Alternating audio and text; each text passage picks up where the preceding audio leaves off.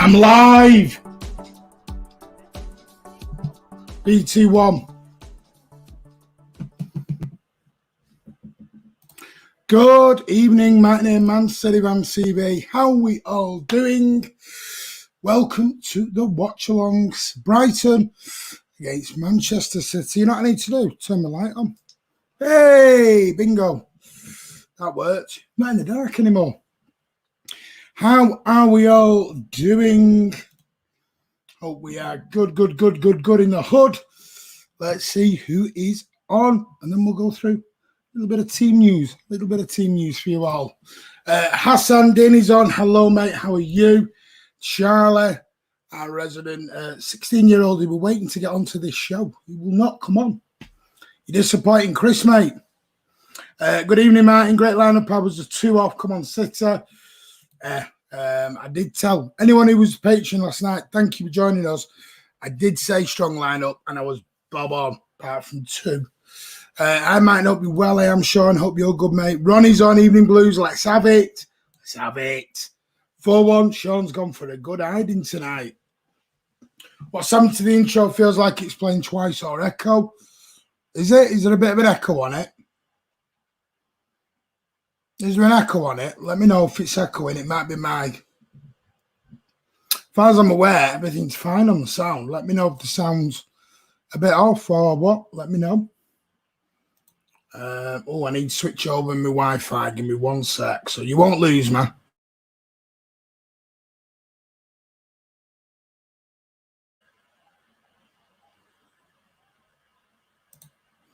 Good evening, Daniel Ford. How are you? Ade. My main man, Martin, how we doing? I'm not too bad. How are you, buddy? SOS Evening Blues. Marcel says, Forza City 3-0. Charlie, no, not now. It's just the intro. Great. That's all I need to know, mate. That it was just that. Brilliant. So, there we go. So, what we're going to do then, let's go through the lineup. Hope you like the new thing I put. I thought, you all know my name. Why have I got my name there? Don't need my name.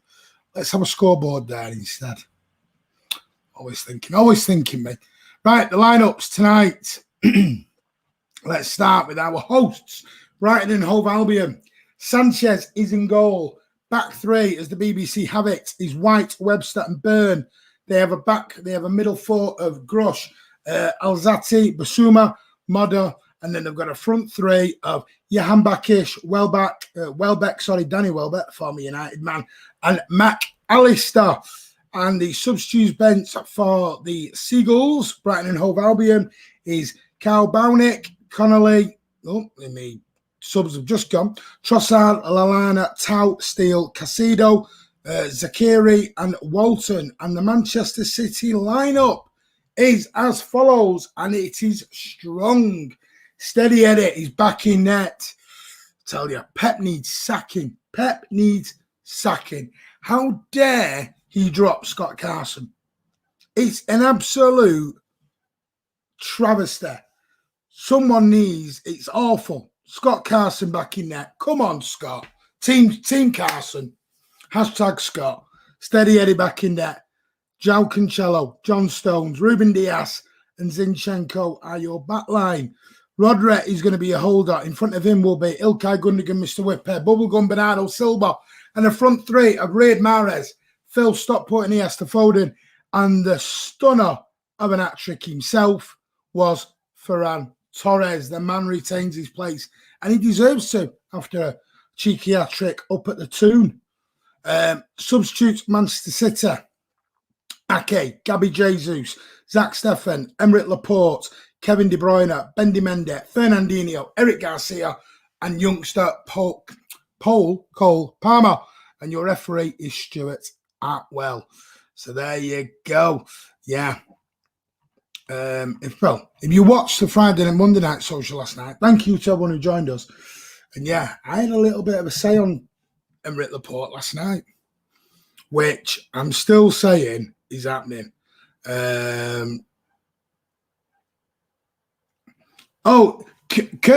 on here. I messaged him. Hang on, has he messaged me back? I messaged him an hour ago, asking was he coming on. And I've had no reply. Just rude, Kurt, man. I hope you're good anyway, buddy. I'm only joking. Before anyone starts shit stirring. Around 7,900 fans at Brighton tonight. Yes, at the Amex. Malcolm Horner. Hi, Martin. Good MNF. Thank you very much, buddy. And thank you for being a patron, mate. Does appreciate that. Good evening, Blues. Jack Lee, how are you? Kurt. Hello all. Sorry not been about busy as anything at the moment. My mates at the MX tonight watching it. The lucky git. Yeah. Wait, I'm going to tell you a little story about what's happening with my lot on Sunday. He's saving Carson for the final. Yeah. Totally agree, Martin. 3 goals conceded in 10 years and then he gets dropped. Pep out. I know. Conceded on 3 goals in like how many years? And the man gets dropped. It's a travesty. Donald Lewis, hi, mate. How are you? Hope you're good. Hello, Kurt. Hope you're well, mate. Few people said hello to Kurt. Sorry, I'm just go back one. Ronette, surprised no Walker on the bench, not even on the bench. No Raz Mataz either on the bench. Again, if you're a patron, I had a theory on Sterling. To put it bluntly, I've got Sterling and Laporte leaving in the summer. They're my 2 big ones. Not that I want them to leave. I think they will. But we'll get into that in the next couple of weeks. Thank you for sending Monday Night Social because sadly I couldn't watch it live. Watched parts of it before the game started. Good man. My niece had my phone, mate. It's not good enough. Poor. Do you want to come on at half time, Kurt? Walker, Sterling and Aguero are not fully fit. And you believe that, Charlie? You believe that, Charlie? I don't believe that. I'm not having it. Don't believe it. Not having it. I'm not having it. Didn't notice Raz missing, but been missing loads this season. There you go. I actually think Martin is playing career mode, thinking Laporte is going to leave. No, my thing with Laporte is quite simple. Not that I want him to leave. Varane and Sergio Ramos are going to be leaving Real Madrid this summer. Varane has publicly said he's not going to sign a new contract with them, so he's up for sale. And Sergio Ramos is obviously not going to sign a new contract. He's leaving at the end of his contract this year. So, Emerick Laporte switches from France to Spain. I wouldn't rule out Laporte making a little switch over to Real Madrid. And that's not me being thing. That's just me. I'm just literally putting 2 and 2 and might be getting 5. And I don't want Laporte to leave. But, yeah, that's where I've got that little idea from. But anyway, let's get into the watch along. So what are we all thinking tonight? Are you happy with the lineup? Are you happy with that lineup? Are you settled? Are you happy he's gone strong? We've been begging he goes strong all for the last few games, and he's done it. He's gone strong, you know.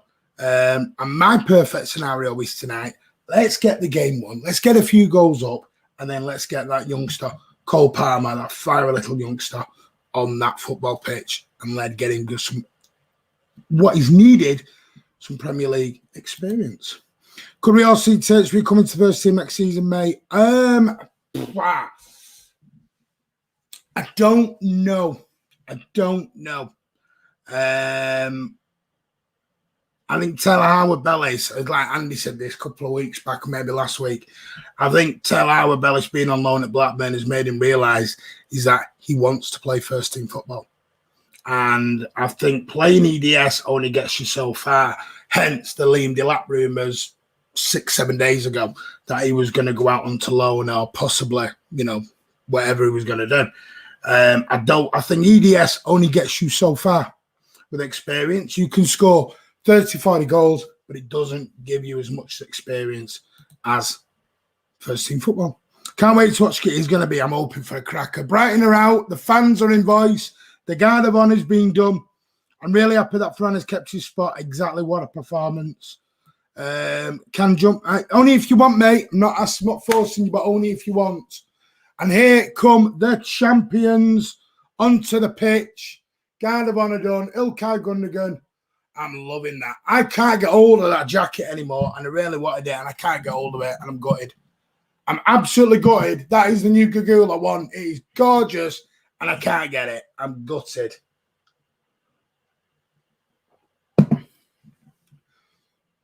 Hey, you got to admit, it might not be the biggest stadium, but Kurt will say this because he lives, I know, well, I'm going to tell you where Kurt lives. So, whoa. It is. I've been to Brighton and I've been to the Amex before.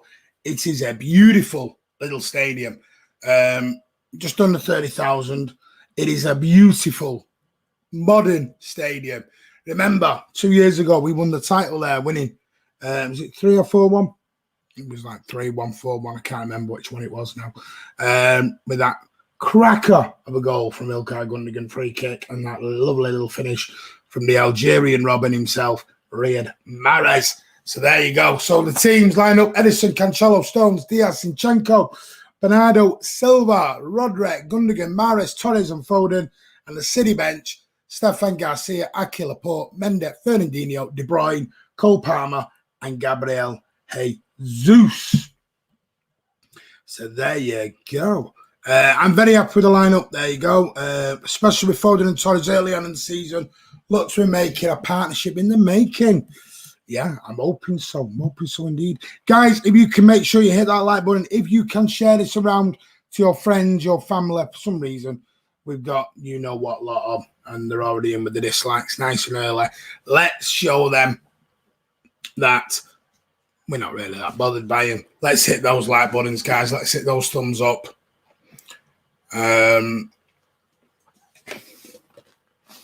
Just get rid of this. Won't be a minute. Great stadium. Feels really close to the pitch when you're there, and great view almost anywhere you sit, to be fair. It is. It's a lovely little stadium. I love it. I do like Brighton. It's a hell of a journey to do. Don't like travelling to Brighton. It takes hours upon hours. Reminds me very much of Crystal Palace, Sellers Park. I'm just getting the lucky blue glass. Where's Andy Blue Moon tonight? Come on, Andy Blue Moon. There is Graham Potter, the guy I think is a very, very good manager. Has Brighton playing the correct way of football? What I like to say. And there is King Pep. I've changed my my picture on my Twitter feed at Horsey Sitter. If you want to go and give it a follow. And I've now changed it to a picture of Pep with a nice crown on his head. So there's Stuart Atwell. There are the Brighton fans. Shouldn't they all have face masks on? We've got to wear face masks on Sunday. What I was going to say before we get going, my family have all got tickets for Sunday. My wife and my 2 children have all got tickets for Everton. Guess who didn't get one? Me. Gutted. But here we go then. 7 o'clock kickoff. It's a funny time, but we go with it. Don't forget, we'll be staying on for post-match reaction as well.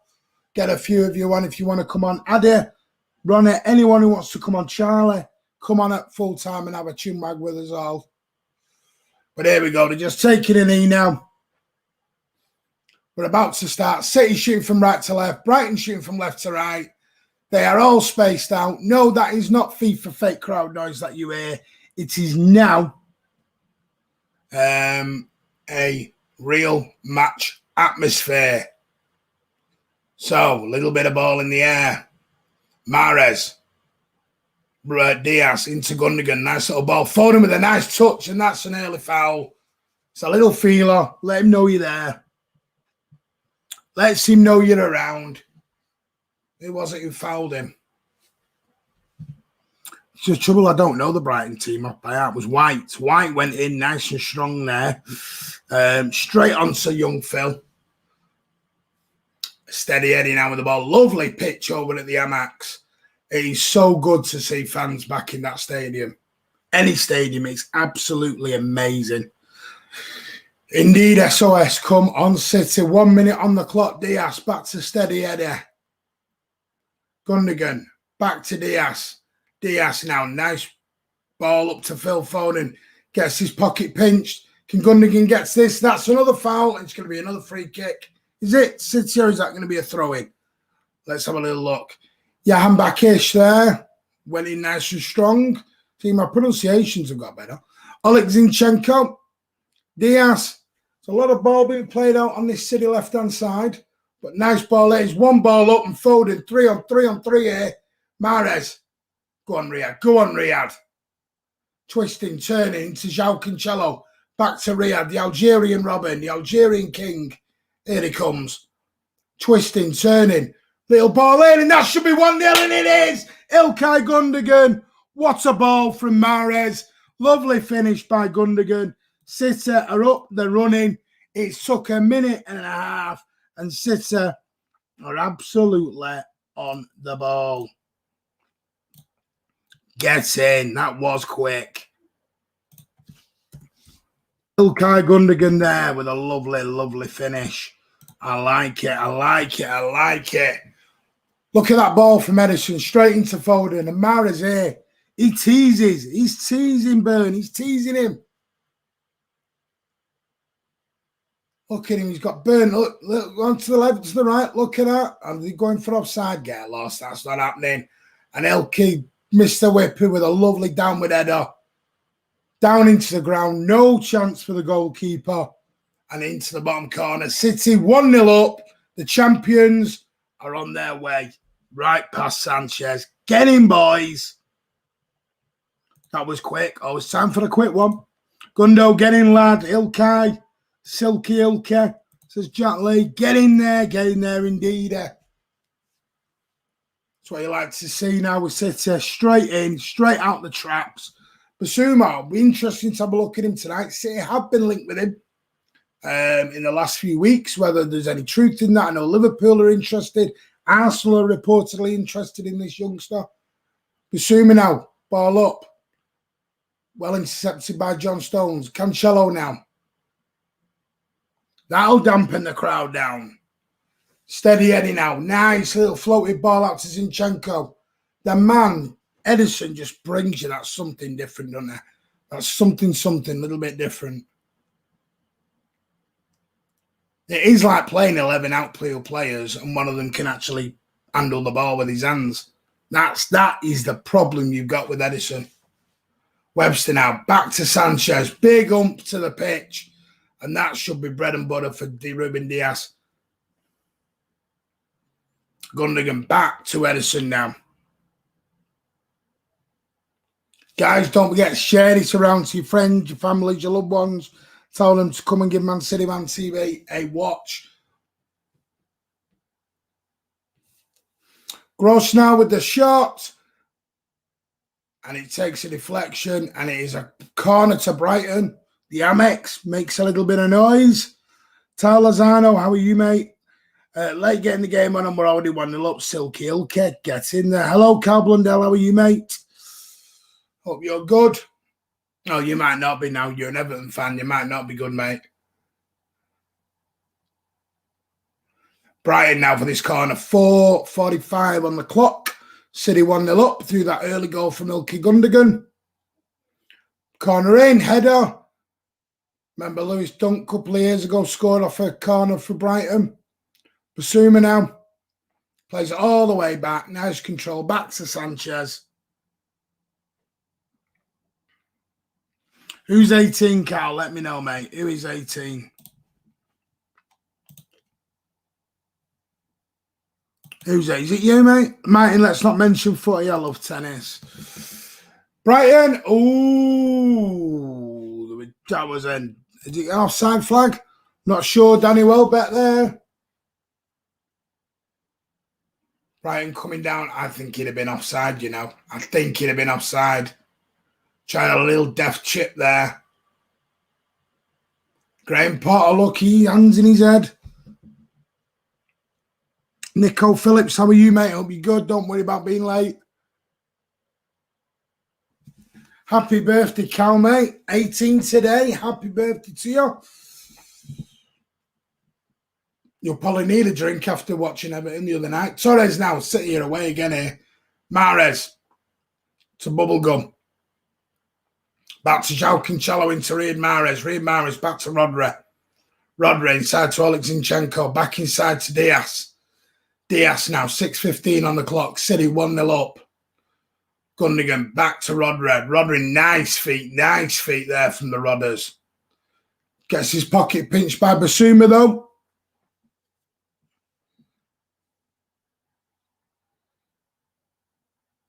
Foden now. Ball out on the Brighton right-hand side, City left. Ball tries to go down the channel and it goes into the empty space that Edison will pick up. Basuma, is this the guy that could replace Fernandinho? We'll have to wait and see. Rumours are Fernandinho will get us one more year, but we'll see. Mark Sells, very, very happy. Thanks, Martin. I couldn't have one because I wouldn't have stopped. Mind loading his Foden. Sorry, mate. Off limits. Off limits. Foden is the nearest to Gascoigne that has been in a long, long time. Anyone who was lucky enough or old enough to watch the great Paul Gascoigne will realise that is the closest to him that we've got in Phil Foden. Gundogan, nice ball out to Riyad Mahrez. Look at that for a first touch. He makes it look so easy. If there is a most improved player in the last few months, it's got to be Mahrez. The amount of stick he's taken, and Burn just picks him up like a little baby there. A newborn baby just picks him up. Cancelo, back to Rodri now. Inside to Ruben Diaz. 8 minutes on the clock.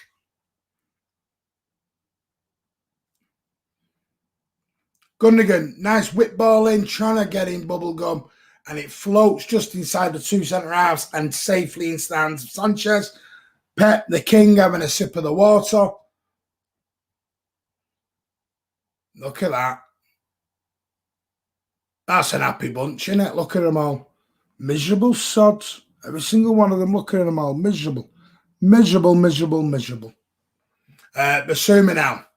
Comes deep, 8.5 on the clock. Brighton, my God, their fans don't even look like they're up for this. They don't even look like they're up for it. Sanchez, now look at the pressure City you're putting on him from the front. Burns now, White should I say, not Burns. That was nice play by Alzati. And he goes well back again. And they're looking for Summer. Has he given it? Is he giving that as a penalty?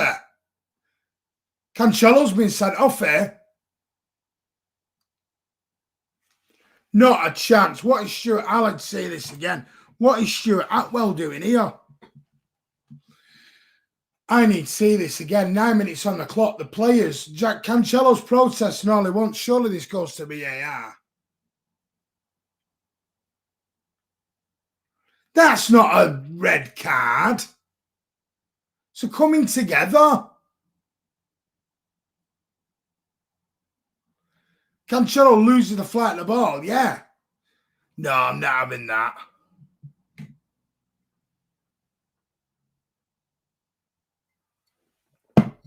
I can't see what's been said here.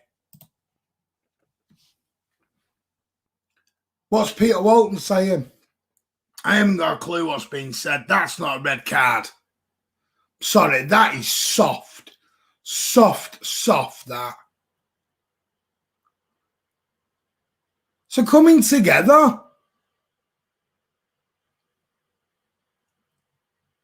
I mean, that's his fault. Is he through on goal? Denial of a goal scoring up. That's not a foul. They're going to uphold this. Sorry. SOS says that's not a sending off. Jack Lee, not a red card. The game has gone soft, unfortunately. Won't he miss the Champions League? Yes, he will.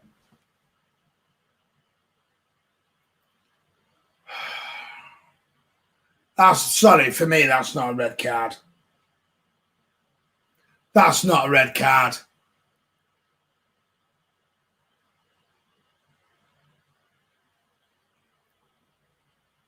Is he giving it?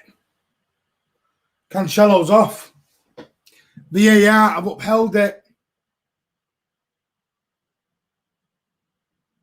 Free kick for Brighton now in a very dangerous area. City down to 10 men.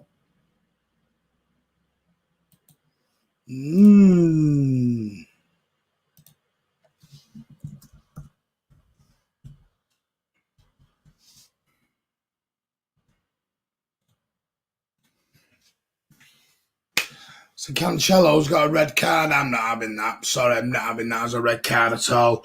And that might, not that I'm going to be honest, not that Cancelo was ever going to play in the Champions League final, if I'm honest with you. It was always going to be a Kyle Walker one. But not a red card. In a month, if that's a red card, then you might as well give up and go home with football, because that is disgraceful. Disgraceful. Let's have a look at this free kick. 12 minutes in, into the wall, low, hard. Andy's on. Hello, everyone. 1-0 up. VAR. Up right off. How is that a red card? It's utter garbage. It is. Oh, well, with a man down, a goal up. Get the job done, lads. Come on. Not even a yellow either. It says, Union Septium. I'm with you, mate. Doesn't matter in the grand scheme of things. You can't imagine there was something big on this game. Right? Yeah. No, I mean, I get it, Ronnie. It's not so much of an issue. It's bad for the lad that I'm sure he misses the Champions League final now. It will be sad for him.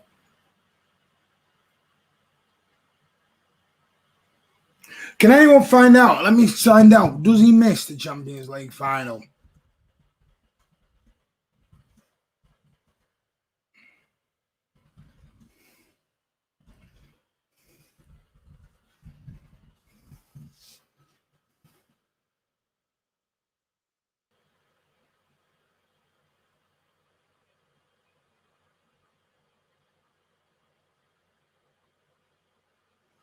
I'm trying to find out.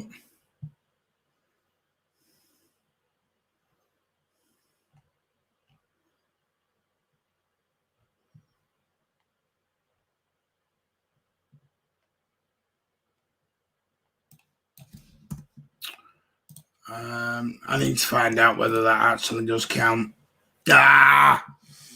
You bring it on Garcia. Cancelo can play the Champions League, right? Okay, then. VAR is a joke, total joke, mate. Eric Garcia's coming on.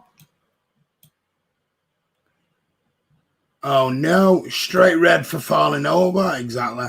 Unfortunately, it's a foul. It's a red, last man, but Welbeck never had the ball under control. I thought domestic and European was separate, but that's what I'm thinking. If he's separate, then he's all right. But Brighton looking in the well up for this now. That red card has got Brighton pumping. It's got the Amex going. Stuart Outwell is not the best friend of Man City in a minute.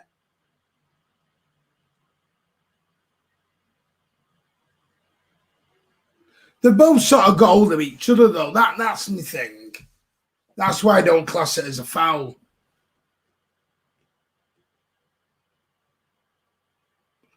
Torres is off. Did we really need to do that? Did we need to do that, really?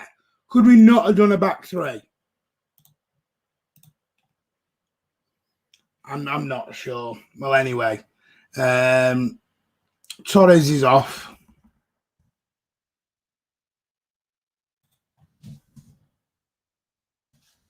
Garcia is on. Well, there we go then. We'll just change that. Hello, Ryan Corrie. How are you, mate? Not saved from you in a while. Hope you are good.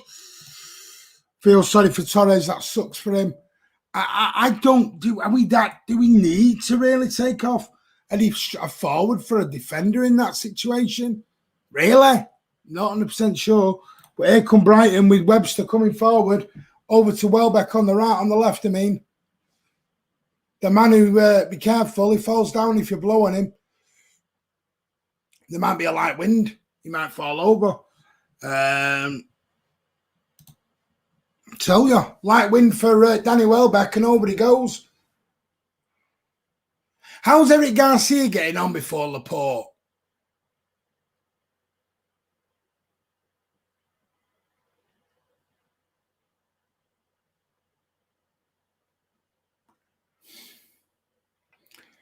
You telling me Eric Garcia can play right back?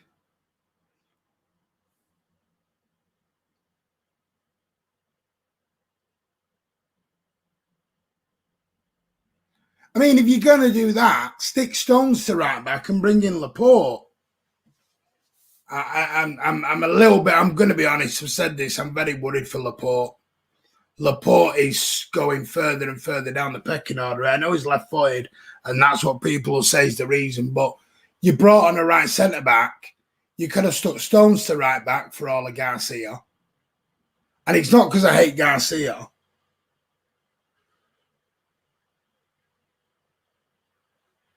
I think it's more not risking 3 centre-backs all at the same time.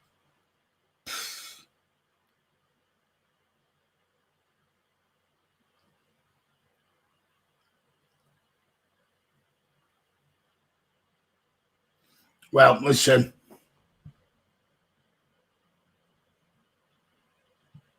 Well, I like Hudson in case of injury. I know what you're saying, mate, but I've said it. I said it last night on the Monday Night Social. I think Laporte and his future at City is unfortunately done. That is lovely by Gundogan. Took Basuma out there, and this is 4-on-3 here. They played it right. Bernardo into Riyad Mahrez. Go on, Riyad. Go on, Riyad. Shoots, deflection over. Ooh, I tell you, Riyad Mahrez gets me excited now when he goes forward. I'm always thinking something's going to happen with King Riyad. Look at him here. Phew. That's true, Martin. He will never get past Stones and Diaz. And even, I wouldn't have changed it if I'm totally going to be totally honest. Did we need a back four? Do we, really? I'd have just done a back three, but listen, that's me. Going to spank him now 4-0. If I'm honest, I don't think the substitution needed to happen. Right, this corner now by Man City. Here we go. 18.5 on the clock. Ball in. Ruben Diaz is stretching on the header. And Sanchez comes out all over the top. He is both. How? It's the keeper's come out, referee. How is that? The keeper comes out. He jumps over Stones. If anything, he's fouling Stones, drops the ball, and the referee give over, ref. Absolute bell end.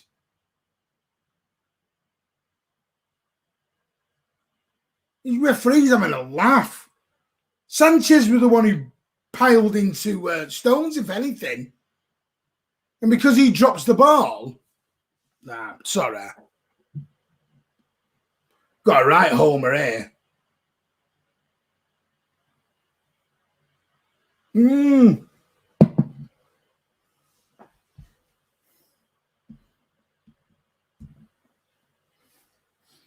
Come on, Blues. Come on. 19.5 on the clock.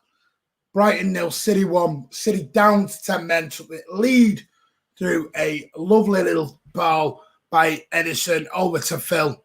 Played it out to Mahrez on the right. A little bit of weaving and magic on the right. Good play there by Garcia. And straight in, ball over the top, downward header into the ground by Mr. Whipper. 1-0 up. And then a coming together, and I'm going to call it a coming together between Welbeck and, oh God, Rodri. What are you doing there, mate? Control like my grandma. She's been dead 10 years.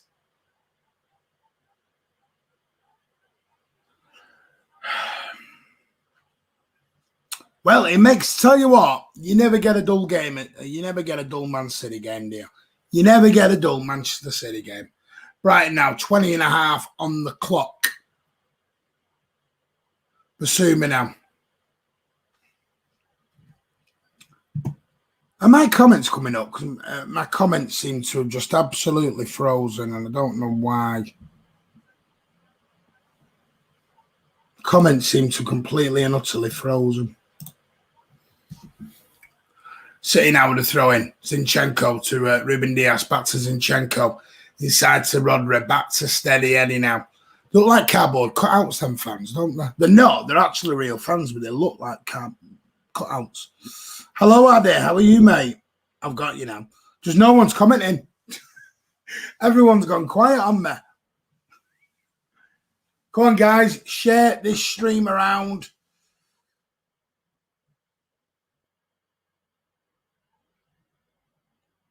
Three-game suspension for Cancelo mean he'll miss the Everton game, the Community Shield, and the first game. Right, okay.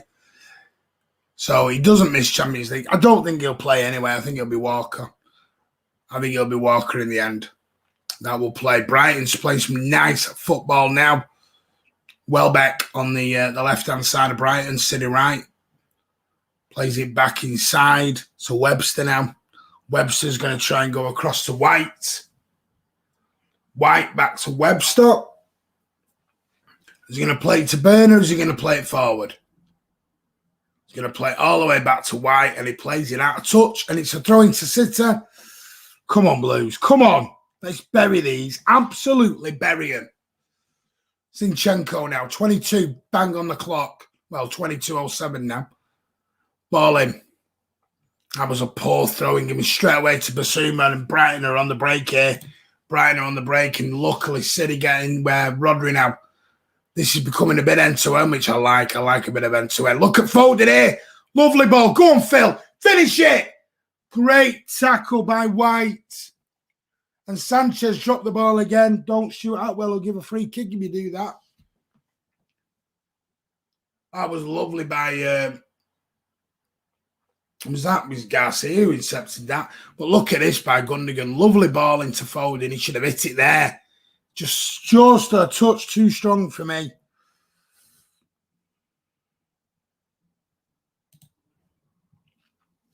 City have another corner now. Riyad Mahrez to take this. All the big boys coming up. Zinchenko, Gundogan, Foden, all three on the edge of the box. Got Rodri, Diaz, Stones, Bernardo in the middle. Ball in. It's a low one. Basuma heads it clear. Front post. Come on, City, indeed, Ada. Walker and Champions League found the ref and Charles Sells. We'll be fine, Ryan, in that Champions League final. And trust me, join us for that. We have got a huge watch-along. Anyone who did not know, we've got prizes, all sorts to be giving out that night. We're going to try and get as many people on this watch-along as we can for the Champions League. Grab beers, enjoy yourself. It will be a marathon, trust me. We will go live. I'm going to speak to Andy, but my plan is to go live maybe an hour and a half before the kickoff. I want to be live when the team news is announced. And it will be a mammoth stream, that Champions League final. What I need to do, I've got to email Andy my plan and my ideas and all sorts. But my plan is it will be a mammoth one for that one. I'm planning to be, it might be like a 5 or 6 hour stream by the time we're done with it, but it's not every year you get a Champions League final. I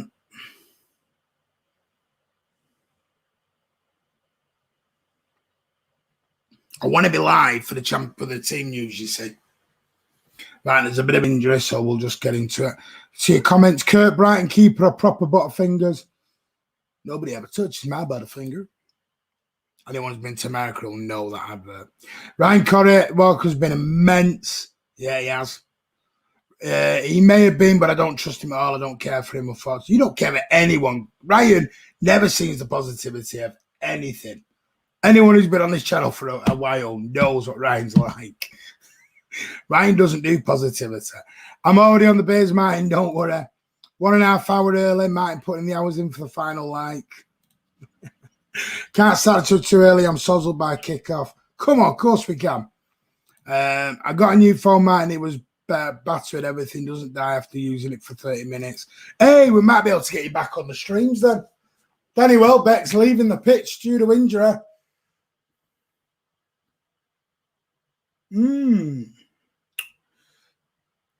I don't want to say karma because I don't wish injury on anyone, but it wasn't a red card. And I'll take that to my grave. It was not a red card at all. Where's Andy Blooming tonight? That's just poor. We need a search party out for Andy Blue Moon. I've never seen that before. Brighton have got the dugout written on their seats around the dugout. The dugout. If you didn't know, that's the dugout. So don't sit there, guys. John Stone's now 26 on the clock. This first half has flown by. Been a good game of football. I'm quite impressed with this.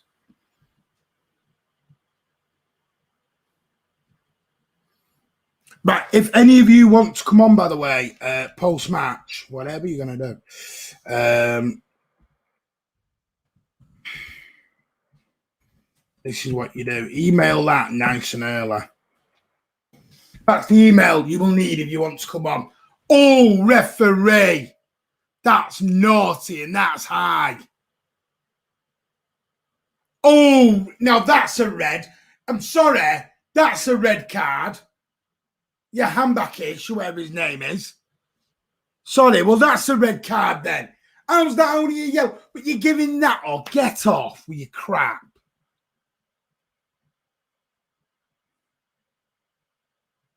That is a red card. It's took him out above the knee, you prat. Trossard's coming on for Welbeck.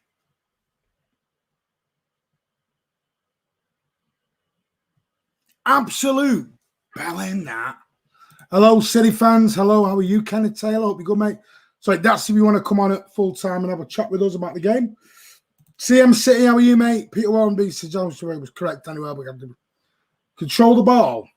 Doesn't know Danny Welbeck then, does he? Hello, City fans. It was coming together. You have them. If that was in the middle of the park, is that a free kick then? Got another shift at the weekend. Now that's a red, says Ronnie. Charlie's gone for a red. SOS says that's a red. The AR check complete. No red. Martin Atwell being consistent as ever. There you go. That was a red for Stones and the Leeds player. Exactly. Consistency, Ryan. Peter says there is on force. There is no force on that. Get off. And that was arguably worse than both. I'm sorry. I'm with Ryan. It's a joke. That is a joke how that is only a yellow. But listen, I digress and we move on. Gundogan, 28 and a half on the clock. Mendy has just tweeted from the bench. I don't think these players are in charge of their social media, Charlie. Because look at Foden, he's not in charge of his social media. They have a media company in charge of them, don't they? So don't be 100% sure that is.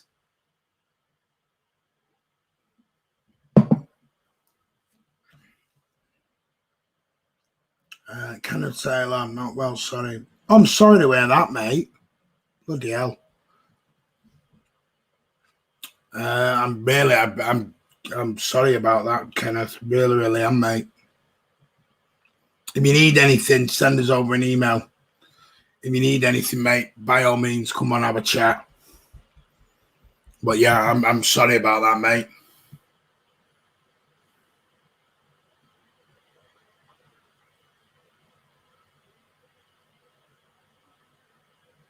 Just looking now, 29. What is Edison doing there? Yeah, stay strong, mate. Absolutely stay strong, Kenneth. Stay strong, definitely, Kenneth. And I hope you get as long as you possibly can, mate.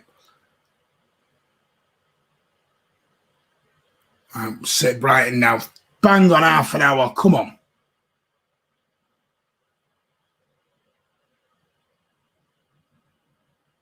You ever want to come on, Kenneth, send us an email, mate, and we'll get you on. If you want to have a chat about the Blues, whatever, come on, have a chat with us, mate. You know, we're a family here on Man City Van TV. Come and have a chat with us. And Andy's put hashtag you know what about that.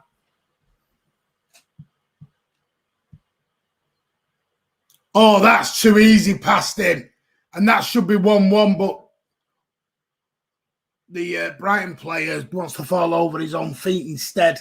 Absolutely fall. What is Garcia doing there?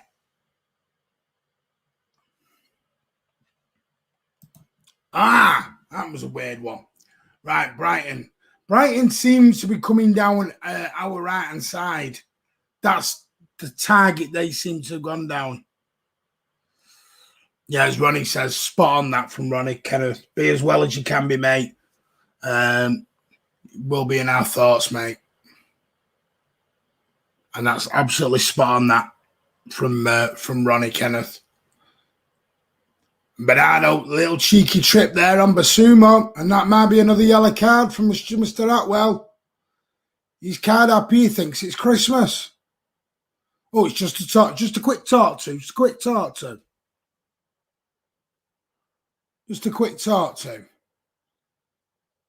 Oh God, I've been no good. I've been no good playing in this game. I've been nutting the ref by the end of it. I mean, listen, I don't know if you know this, but I used to manage, and I got sent off. I've been sent off 4 times by 4 referees for arguing. I used to manage when I managed my team, and they were I think they were under 11s or under 12s. I got sent off and had to go and hide behind a tree, phoning my assistant up, giving him tactics. So funny. The things you do at Sunday League level is hilarious. But look at this. He breathes past Garcia, and Garcia looks knackered. Absolutely knackered. And Gross, because he's gross incompetent, is why he missed that ball. Tell you. United are still 1-up. Leeds are 1-up away at Southampton, which is Leeds are 1-up, mate, yeah. Martin, am I worried about the referee? Yes, I am. But I think it's more, listen, we'll get into that in our build-up to the Champions League final, but I think there's a political issue there. Diaz there. Bit worrying there. A little bit on the worry. He allowed McAllister to sort of get by him a bit too easy. He's having a whinge at Atwell, but that won't do. I will get into that, though. I will come back to that. Either. All of them are totally incompetent and not fit for purpose. Link arms, exactly. Link arms, studs up, challenge above me, yellow card. There you go. Garcia is not very good. And that's being polite, says SOS. Do you know what? Couldn't have put that better myself. That was being polite. Link arms, red card. It's a joke.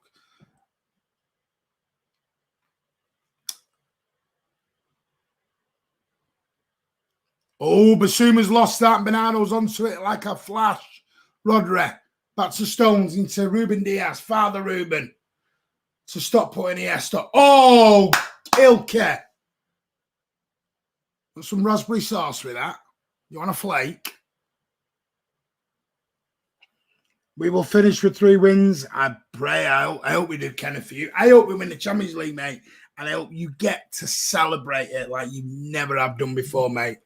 54 years. I really hope you do, Kenneth. Plus all of us as well. I don't get it. Ryan and Jeff, I don't know. Maybe Garcia, maybe Barcelona have seen something that we haven't. I don't know.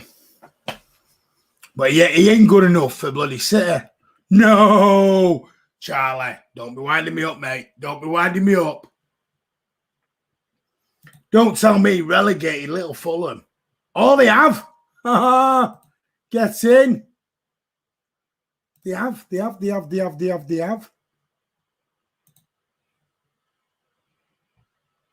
No, they haven't. No, I don't know. Have they? They have, you know. Joe Bryan scored for... Joe Bryan has scored for Fulham. 1-1. 76 gone.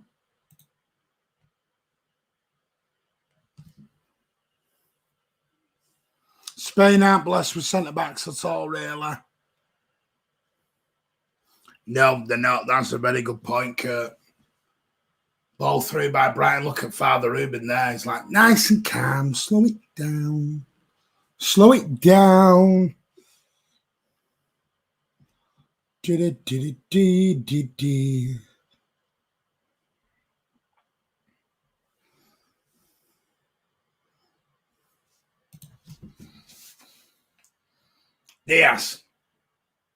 to Rodri. Looks like Rodri. Is that a back? I don't know what that is anymore. They haven't got Laporte, haven't they? They've got Laporte now, haven't they? Yeah, I think that's why they've got Laporte. Go on, Garcia, stronger there. Well done. Go on, Bernardo. Go on, Bernardo. Oh, Basuma does very well there, I've got to say. But Rodri, look at that. Takes over. The man, the myth, the legend, Rodrigo. Ronnie won't be happy. But you know, Ronnie will probably say he slipped. He accidentally slipped. Rodri slipped there. He didn't mean that. Gundogan. Oh, that was poor by Gundogan. Basuma again. Well, I've seen 37 minutes of Basuma, and I wouldn't say he's Man City quality at the minute. That's going to be a foul from Mahrez. Yeah, I knew it was. There we go. And there is, as to be expected, the whistle by Stuart Atwell. And the referee was about to blow again, and McAllister's through, and Diaz, Father Ruben, if in doubt, get it out. And that's what he does, Father Ruben. Remember, City are playing here with 10 men, which is not ideal going into a Champions League final when they've got to do double the work a little bit now. But the way City play anyway, they shouldn't really. That's a shot by McAllister. You might not need to do the work. And Garcia again. Lazy. Sticks a leg out. Might just stick a leg out. Abdullah, how are you, mate? Hope you're good. Spain only got Pau Torres and Garcia.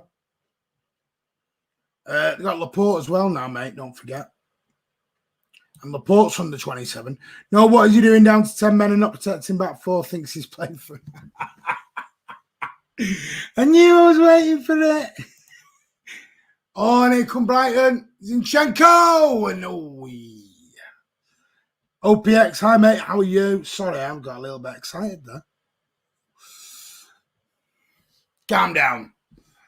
Brighton here on this right-hand side. It was a good, forceful run. And there's Father Ruben again with the Yahan-Bakish. Is it Yahan-Bakish? I'm sorry if I've said that totally wrong. But Yahan-Bakish there gave a little bit of problem. Abdallah says recent games, outplayers love collecting red card Stones and Cancelo. I'm not having the Cancelo as a red card any day of the week. Never a red card. If linking someone's a red card, but challenging someone above the knees a yellow card, sorry, game's gone. Game's absolutely gone in its ass.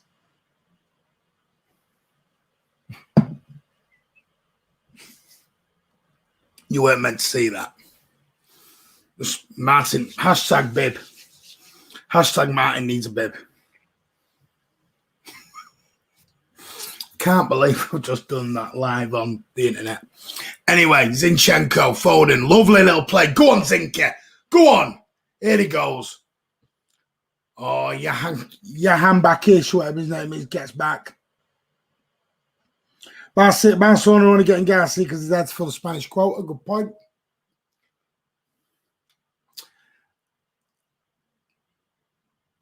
Brighton now. Don't forget, guys, you can come and join us at full time for the post-match show. And all you have to do is, when I can find it, is email me at martinmcfcfantv@gmail.com and come and have a little chin with Chumag. We might get Kurd on if he wants to come on. Anyone wants to come on, have a chat. Ryan, come and test your phone out. Send me an email, mate, and I'll send you a link at full time. Come and have a chinwag with us. All about the game. I want to get Ronnie Beaver on here one day. Needs to get Ronnie out. Flight team stand up, says Pep out. I think he's on a wind up. And here come Brighton again down our right hand side or our left there, right? Ball in. Well out by the Barnsley Beckenbauer. Rodri into Mahrez. Mahrez again. Love. Oh, look at that. Look at that. Gundogan now. 5-on-3. 5 Brighton players. And we've got Foden, Gundogan and Mahrez. And they're just waiting now. A little bit of hold-up play.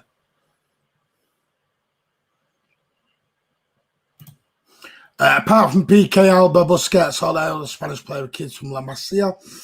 Yeah, good point. But you don't just buy crap because it fills a quota, though. No, you don't need to send it me yet, mate. Send it me in the second half. And I'll send you a link for full time when we get on. Kurt is going to take you through in the next 5 minutes. Parts, let's have a look.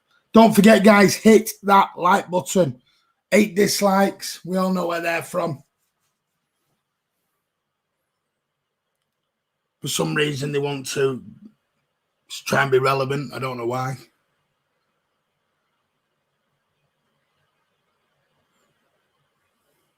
Oh, that was Paul from Foden. Come on, guys. We know we like to try and get to 100 likes on these watch-alongs. Numbers were a bit down for Newcastle. Well, come on. Let's get them up again.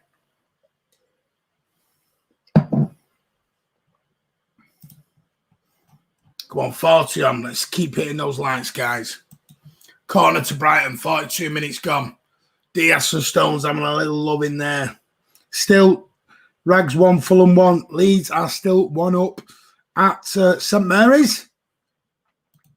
And as you know, City are still 1-0 up here at the Amex, or the real name, the American Express Community Stadium. If you want to be given the full name,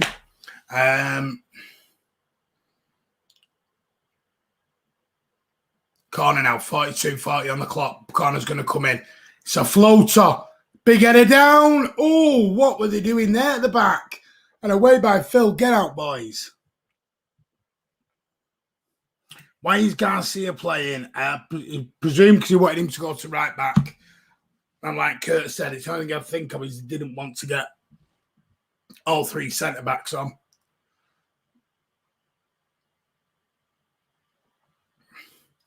Was that Webster there?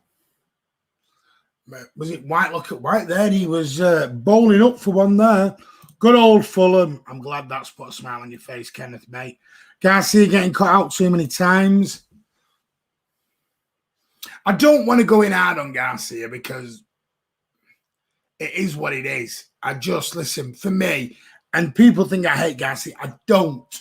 I really don't hate Garcia. I wish him all the best at Barcelona. I just wish I'd rather play a youngster who's going to have a future, possibly at Man City, rather than a guy who's literally got 2 weeks left at Man City.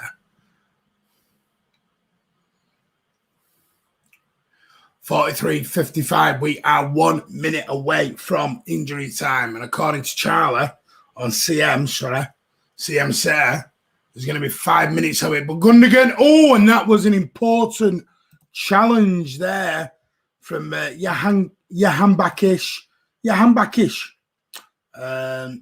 Good clearance from him. Just sorted out Patreon. Good man.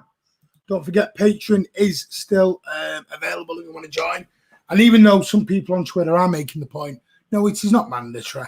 You still get everything what you normally get on the normal channel. You just don't get the Friday night socials. Ball in. Oh, little flick there from Father Ruben. Couldn't get it on target, but it falls out to Riyad Mahrez. Riyad Mahrez, look at him. Little ball. Rodri with a cheeky one. Oh, they all had a double. They all missed. Zinchenko, I don't know what he was doing there. Now City are literally 2-on-2 at the back. Jahan Bakish. Trying to chip Edison. What are you doing? Not a chance. You can listen, he can do them all day for me. 5 minutes of injury time. We're into that 5 minutes. Garcia is a squad who's known to play for years, shouldn't be playing, end of an opinion. Yeah, the Garcia thing is gonna I think, Kurt's looking forward to the Garcia debate at halftime because I think that's all he's gonna get thrown at him. He's Garcia. And I can see Kurt in the background. You look. Talk about cool, calm cucumber in the background there. He's that cold, he could freeze water, this guy. Right. White. Here he is. All the way back to Sanchez. 1 minute of injury time gone. 4 minutes left. City 1-0 up after a minute 40 due to Mr. Whipper. Lovely play by Riyad Mahrez. And look at that. That shouldn't be allowed to bring that ball down like that. Your back-ish and straight into the hands of Steady Eddie. Your handbag. Your handbatch. It's called your handback-ish. Your handback-ish. It's got a ish at the end. Don't try and get my pronunciations going again. And Kurt's smiling in the background. It isn't even funny. I think I've got 9 out of 10 on my pronunciations tonight. So don't start this crap. Kurt looks like one of them cocktail barmen. Just sat there in the bar. Chilling his beans out. Will De Bruyne come on in the second half? Could do. I think he might. He'll probably want to get some minutes in the legs. He might do the last half an hour. While Sergio Aguero's probably house hunting out in Barcelona. No, I'm only joking. For any rumours start that about Aguero's house hunting in Barcelona. He did that last week. 47.5 on the clock. You must admit, Martin, what you admitting to me, Addy? Brighton are just having a little bit of keep ball there. A little bit of keep ball. I was very impressed with your opponents until Handback-ish. That is how it's spelt. Not having it. Jahanbaksh. I don't see a problem in the way I pronounced it. Don't start. Addy, you coming on at full time, mate? 48 on the clock. Guys, make sure you're hitting that like button. If you are new, we are literally, remember, I'll let Kurt explain to you actually at full time, half time. Oh, that was better by Garcia now. Oh, Mahrez. 3 round him and he gets out at the tightest spots. Look at Bernardo here. Go, Bernardo. Look at him here. He's trying to do it all on his own. He's still got it. And that's a foul, Stuart Atwell.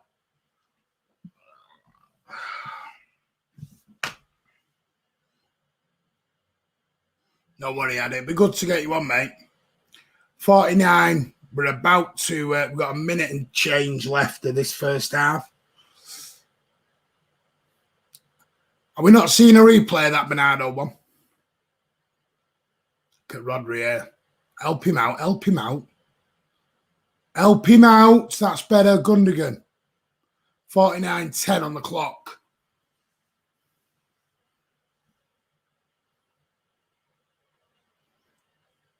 Alf Garnett, cheeky devil. Mahrez. That's not a foul. He was playing for that. He was playing for that, Mahrez, then. Totally playing for that.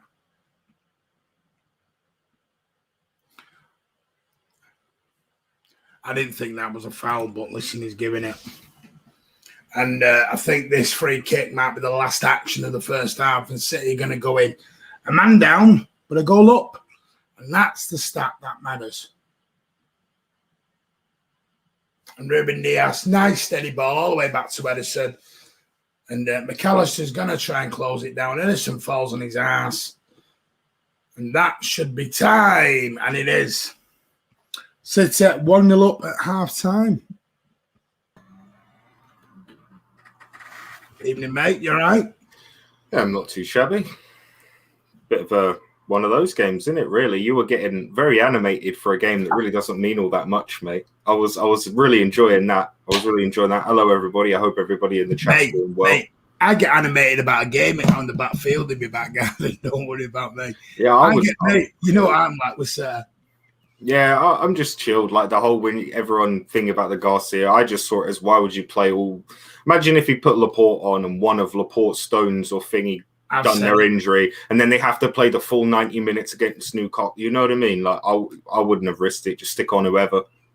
I've already said it. I think. You know what I mean? So I've said I think Laporte's out the door, but that's for another stream. Yeah. Well. Anyway, I'm going to leave you with Kurt to go through the halftime analysis. And before you go, mate, it's your hand bash. I'm going off.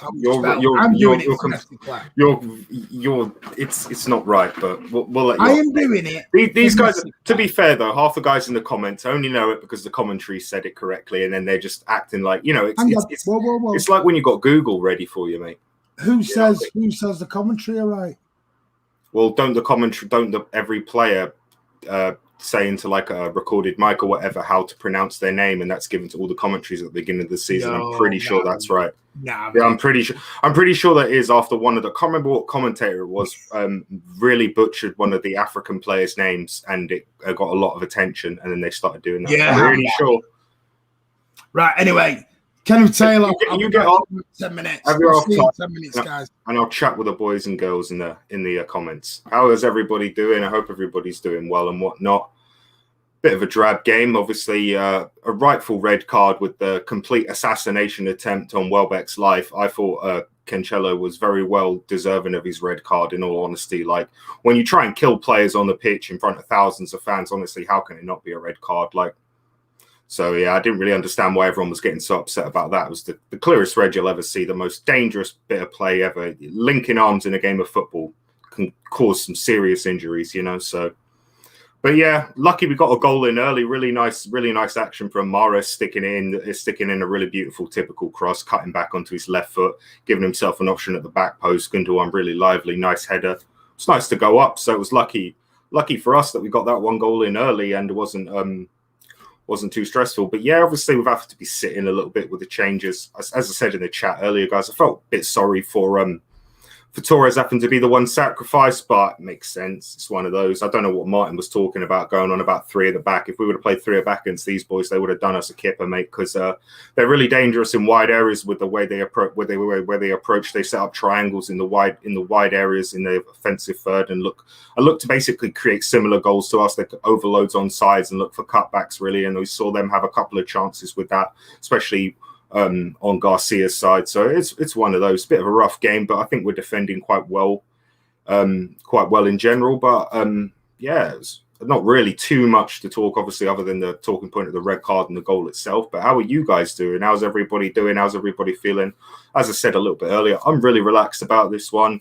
Even if we don't win it's not nice to not win. We always want our club to win, but it is what it is, man. We've already done our job in the league, so we put ourselves in a position to be able to, you know, not get the result and it not be effective, and that's credit on us, be able to put ourselves in these positions. But yeah, Kamal's on hello, mate. He's saying hi, guys. Yeah, I saw you guys in the comments saying it was 1-1. I didn't check. I try and avoid United like the plague, but credit to Fulham. Good job for them getting a point if they can hold on to it.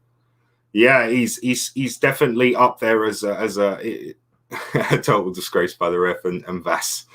Yeah. Ronnie's saying, I bet Brighton fans wish they were watching from home to see that assassination attack. I know, man. Like, wars have been started for less is all I'm going to say to you guys. Wars have been started for less. So let's just be happy, and hopefully he'll be able to get out of Brighton alive, because he's a marked man in that part of the country, it would seem, at the moment. But yeah, what can you say? Silly decision, but it is what it is. Addy's saying, Cancelo lucky to be on a red. He should be doing 15 to life. Exactly, Addy. That's kind of the angle I'm going for it, really. Like, sometimes the laws of football, we need the laws of life to get involved and lock this man up, because it's just not right, is it? Come on. And Nicholas is laughing at the assassination attempt. I don't understand.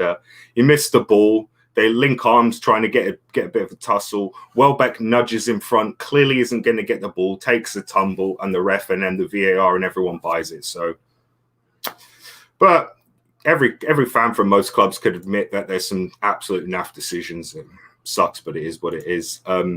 Stevens Dempster saying, I was surprised that Laporte didn't come on. I just think it would have been due to just, obviously, our guys on I can't remember exactly. I'll just get the bench up for everyone, for myself, sorry. Who else would have been possible? We had defensively, we had Ake, Laporte, Mendy, all left footers. Garcia's the only right footer.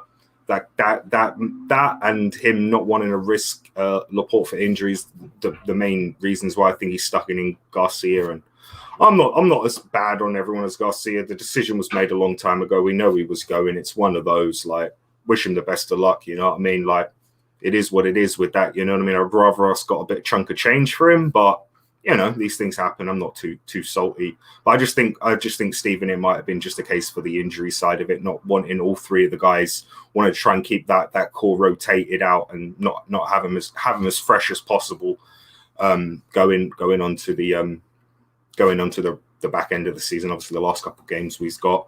But I will say, Martin will be a chuff lad to see this man on. Hello, Andy Bloomman. Hope you're doing well, buddy. He says, hi, Kurt. Hope safe and well. Missed the first half. What have I missed? Come on, City. Well, you missed a great goal from City. A really nice action from Morris on the right-hand side. Cuts back onto his left, puts in a cross. Gundogan back post, smacks it back in the net. And then you were really lucky because as I spoke with a couple of guys in the comments earlier, it was an absolute assassination attempt on Danny Welbeck's life from Cancelo. And he was lucky. He's lucky to not be seen a 15 to life, like Addy said. But no, it was a bit of a naff red card, absolutely of a joke. But what can you do, boys? We move on. You know what I mean? We move on. Yeah, it could have put Zinchenko on the right, but I think with the way Brighton, I watch quite a bit of Brighton. I've got a lot of my friends in real life are all Brighton fans, and they go to the games and that, and they really do attack really well in the wide spaces. And I think an inverted fullback would be very detrimental to playing against them because it would allow them to expose that side quite a lot, especially with the players they had over there. So that's my thinking of it. But I'm no coach. I don't know nothing, so that I could be absolutely wrong. And he could have. I'm sure there was other options. I guess that's the one he went with. And Martin saying Andy Blooming, he's happy to see you on, mate. Yeah. And as Martin said, sorry, anyone who wants to come on the poach match is more than welcome. Andy, I keep saying Andy because it's Martin McFcFantv. Sorry, he'll put the email up in the second half. So if anyone missed that, they can get involved, and we'll love to join us up full time to get your thoughts and whatnot. Yeah, it's just back and forth. Hello, mate. Ghost saying, Kurt, the challenge on Gundogan was more of a red than Cancelo. Yeah, I don't really know. I'm not going to get myself too worked up about it because in my eyes, it's kind of a meaningless game in a lot of ways, really. Like, they've got nothing to play for. We've got nothing to play for. Obviously, there's fans in the ground. It's a game of football and you want to win it, but it's one of those. Like, what I'm just getting at is I think if the game had a lot more importance to it, I'd be a lot more angry about the decisions. I'm a bit just whatever. Like, rubbish refs in football. It's nothing new, and it's a very boring topic to just to like talk about because everyone can agree. I don't think there's many football fans out there that talk about the quality of our refs in this league and that they're a very good level. They're not, unfortunately, and hopefully that can change with some of the younger guys going up.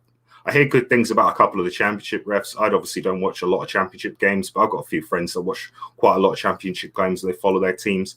And they say there's some decent League One and championship refs that are knocking about. So hopefully a few of them get their chance to move up to the Premier League and get their opportunity. But it's one of those, mate. Hopefully the state of officiating in this country can improve. That's for sure. Stephen saying, apart from the goal, I didn't know what Morris was doing on the pitch. Yeah, they had a lot of the ball, right? I'll just go through match stats quickly whilst we're talking about the topic. They had 54 to 46% possession. They had 7 to 4 shots. Both of us had a shot on target, split the corners ourselves, 3 apiece, and it's 6 to 5 fouls. So considering we're a man down and we had a little bit of the extra possession in the time where we had 11 players on the pitch, I'd say we're coping okay. I'd like to see a little bit more control. I'd like to see Bernardo not push up so high when we haven't got the extra man. But yeah, Morris hasn't done too much, but Foden hasn't done too much either. I just don't think we're playing on their half of the pitch too much. So it's a lot more just getting back in, trying to be solid in your shape and trying to make it difficult for them to create opportunities, really. But I'm not going to be too harsh on any of the forward players when we're a man down. We're just not going to have as much of the ball. Kurt, is there going to be a fantasy league next season? I'm pretty sure there is. I'm pretty sure it's going to be Tom doing all that, and I'm sure he will give you details all about that when it's obviously it's a long way off for next season. But yeah, very, very positive that's going to happen, Andy. But stay tuned for details, and we'll get it all sorted out and figure out how we're going to do it, prizes and all that good stuff. We'll have a chat in the off season and whatnot. But yeah, they definitely should be next season, as far as I'm aware, mate. Which should be good fun, because it'd be nice to see who's the winners and losers in the old Man City Fan TV Fantasy League. It'd be a good laugh for those who enjoy it anyway. I know a lot of people get very frustrated by it, right? So. Ghost is saying Gundo could have been injured by the challenge. Yeah, it's a high challenge. It was above the knee with studs. So we've seen quite a few of those challenges recently, especially with City. Obviously, the Leeds one, the Stones one, right? So it doesn't seem too different from them. But yeah, it's one of those, man. I don't really know what to say. The refs aren't good in this country, and I don't expect them to get. They're not going to get good overnight until a new crop of refs come through that are actually better, or more adapted to the new laws, or whatever the case may be. I'm not too sure, but hopefully it gets better. It's more of a hope than I actually think it's going to happen. Ryan Corey is saying, looking at the red card, it's Welbeck who initiated contact with the link in arms. Once the foul's been given, it has to be a red. Yeah, it's a really strange decision, because from my eyes of what happened is Cancelo actually only ever turned his head once, and it was at the beginning of the phase of play that happened when the ball went over the top. He lost the flight of the ball, never took his eyes off the ball, runs directly in the same trajectory of the line. So he's not turning his run to block Welbeck. He's running the same trajectory he started when he was unable to control the ball. So. And then Welbeck tries to get in front of him. Welbeck puts his arm, their arms touch, they tumble, because Welbeck clearly knows he's not going to be able to get into a position to control the ball. And it's given as a red card. It's very perplexing for me, because from my understanding, it doesn't make no sense. Like Martin said, obviously the very simplistic way to say it's a coming together. But the reality is, like you say, Welbeck initiated the contact, and it wasn't enough contact for him to not be able to get the ball. He was never going to get that anyway, in my opinion. I think it's already too far. The only mild chance he would have had was maybe he gets a toe in as Edison's coming out and it goes through Edison's leg, but I think that's very unlikely. So I'm very confused. I think obviously the fact that it was a last man influenced this decision a lot. So it was very confusing. And also initially the ref looked to go for a yellow and then changed it to a red. So I don't know if the fans being back for the first time had a potential impact on that. Maybe, I don't know, but no one can say it was a good decision all round. It was poor. But like Charlie says, that's a laugh at United. It's always a good laugh at them. Jesus. Ryan's killing it this year, mate. I got absolutely murked mid-year, so I've been basically trying to build back up from there, but it's not been going well for me this year. It's been a very, very poor one. So what can I say? But I'm a stickler for players. I'm not a little mercenary who gets rid of my players every week and makes subs every week. I like to try and stick to my team, and it screws me every year. So maybe next year I won't be doing that, mate.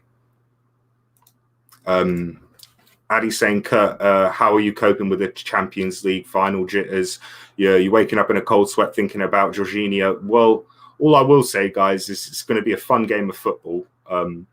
Hopefully, like all you want in a final is I hope the game isn't made by a decision of the ref, like the Liverpool Tottenham final, and I hope it's a good game of football, because I hope we just play our game. I'm nervous, but I'm weird. Like, I'm not too bad with like game weeks coming up to the game or whatnot, Addy. I usually get nervous probably like, I'm not like one of those guys who's the night before I get nervous about the game. I'm usually chilled, and then I wake up, and then about an hour and a half, like basically once the team news comes out, that's when all my nerves go, and then it takes to about 10 minutes into the game, and then usually I calm down, and then obviously it's just dependent on how the game swings is how my mood goes, like most other fans. But yeah, I'm not too bad with the nerves, because at the end of the day, mate, I'm enjoying it. We've never been there before, so enjoy it. But like Martin's just saying, mate, when the game actually comes on the TV, I'm going to be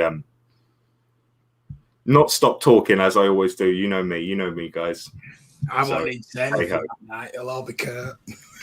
Yeah, mate. But don't forget, we will be doing a mammoth watch along for that. Promise you, I will be on mega early for that one.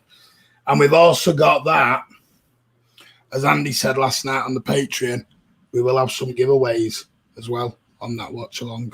It's going to be a mammoth night watch along. But we're off. Second half. Here we go. Yeah. So, what do you think about the fans back in? Obviously, I think it's with the red card and that it's kind of affected. Obviously, well, at the moment, the game was a spectacle, right? Cutouts. Yeah, like obviously it's not been a game of a huge amount of chances for really to get a bit of build up. They've had possession and whatnot. Andy wants to know who this is talking. Who is me? Yeah. Oh. The thing is, guys, what you got to understand is the more you get to know me, the more you'll know is like I don't look at my phone for weeks on end, because before I got a job in care work when I was 19, I didn't have a mobile phone. Like, I never had a mobile phone. I just never had one, because the thing is, it's multifaceted, guys. You can't get cold call if you don't have a mobile phone. If you have a partner, the partner can't ever text you or call you because you don't have a phone. So that's a good idea. It has a lot of positives that a lot of people need to take into account. But obviously, when I got into care work, I had to have a phone for obviously emergency contacts, and should have thrown it away when I got a new job. But yeah, not the easiest bloke to get hold of. What can I say? But he's an absolute legend. Hopefully it's a better second half in terms of a game of footy, but I'll be happy with a 1-0. I'll take it, mate. Are you coming joining us post-match, mate? If none of these vagabonds want to jump on and join you, I'll most certainly come and join you, mate. But as always, I love to see some of the guys in the chat that don't get to come on, obviously, all the time, come on and have their say. But as I said, if no one wants to jump on at the end, I'll more than happily come on and have a chinwag. But it's probably not going to be a lot to talk about in this game with the way it's gone in the first half, Martin. So, yeah. Yeah, right. Well, we are off. City are shooting from left to right now, and Brighton are.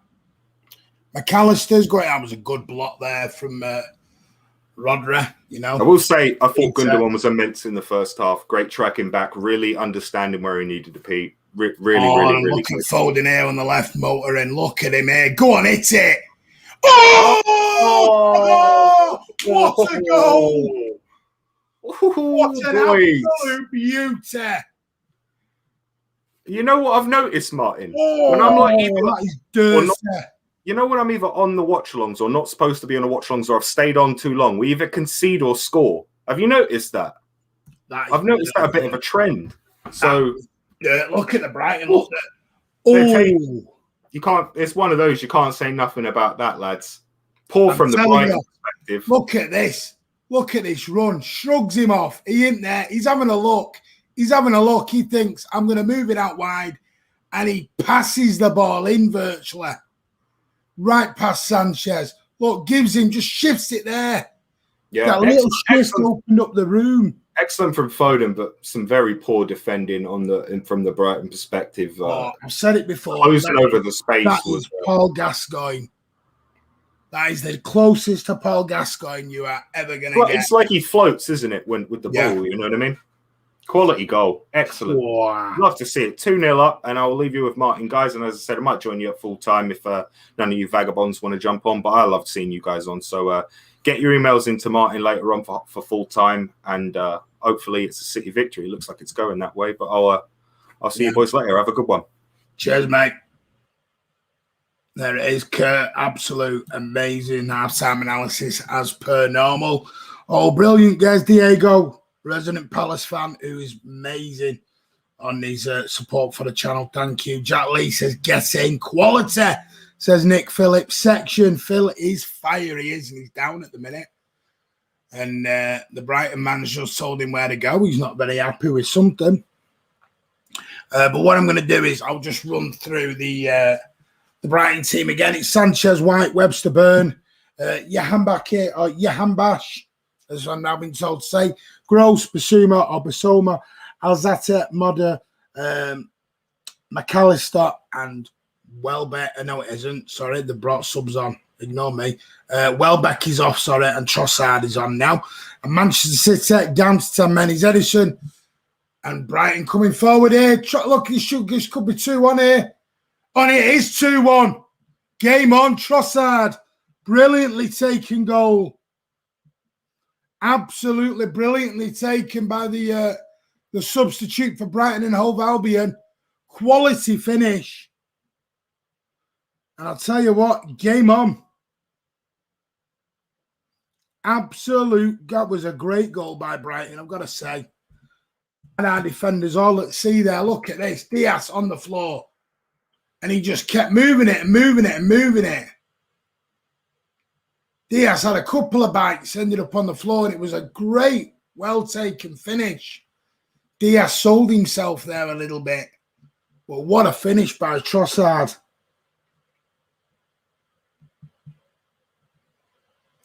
Effing Rodri or Plonker. Kamal's not happy with Rodri. Rodri strikes again. Ryan Curry wants to come on post-match, a new patron. Yeah, Ryan can come on post-match, mate. If he's emailed you, Andy, can you send him over the link for me, please? Thank you.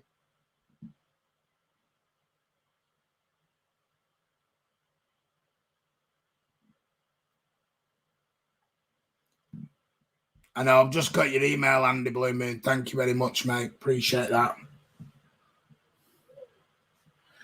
I need to have a look at that again because I did miss it a little bit.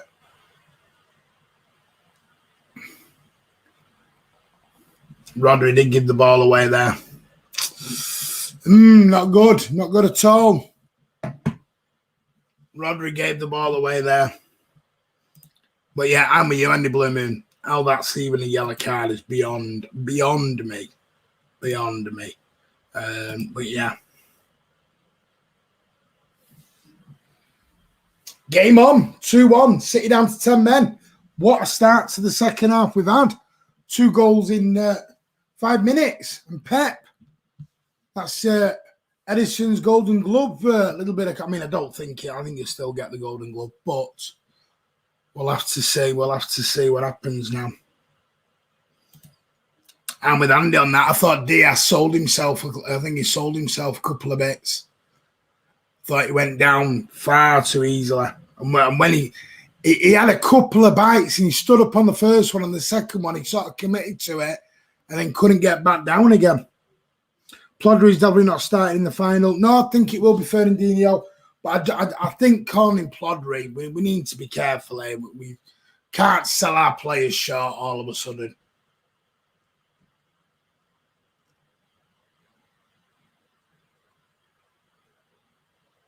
Done well there. Gundogan. See? All right, come on. I'm waiting for all the Gunda flops. Where's all the Gunda flop comments? Gotta be fair. Gotta be fair. And Roddy just stood there after giving it away. There goes his final place. No, I'm not denying that. I do think it will be Fernandinho in the final. Edison should have saved it. I think it was a good strike. I'll have to have a look at it another couple of times, come out. The ref is shut. I think he means replace it. There. He's put the right thing now. It's a ghost. Andy Blue Moon. Welcome to our video on MCFC TV. Martin Tyler versus Brighton. It's live. Hit the like button, guys. Yes, hit that like button. Remember, guys, if you want to come on post-match, by all means, come and give it a one. Brighton's league position isn't a good reflection. I've always said this. Ryan Curry, me and Ryan Curry about 2 years ago, it's his left knee. Me and Ryan Curry had a little bit of a debate on Graham Potter. I said Graham Potter was a very good player and Ryan wasn't having it. Very good manager, and Ryan was not having it. I'm hoping this is not ligament or anything damage. Now, I'm hoping that's just a knock. I'm hoping it's a knock. Well, he's walking off on his own, which is good. Get him rested now. 2 weeks, get him rested.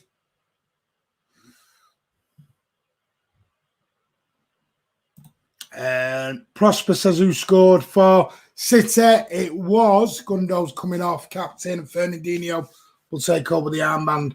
For Manchester City, it was Foden and Gundogan. And for Brighton, it was Trossard who scored. And Cancelo's been sent off. Gundo down. I'm hoping that's just an impact. and it's nothing serious. I don't think it's ligaments because he's walking fine under his own steam there. I think that's just a precaution to get him off, get him rested for 10 days. Potter got Brighton good. I think Graham Potter's a very good footballer, but I like Brendan Rodgers as well. So I'll be honest, didn't think Edison covered himself. I need to see this again. Maybe I'm giving Edison a bit too much credit there. Or Trossard a bit too much credit, should I say. Great feet, not a good shot stopper, Stefan. That's the risk playing key plays in the game. It is, Jack Lee. Knee on knee, just to think that's what I'm thinking. I think it was more when he went down and hit the floor. I think his knee took it. Gundo's now out. No, Abdallah. Be positive, mate. And we didn't even get a free kick for it. Positive. Come on, Abdallah. Be nice and positive, mate.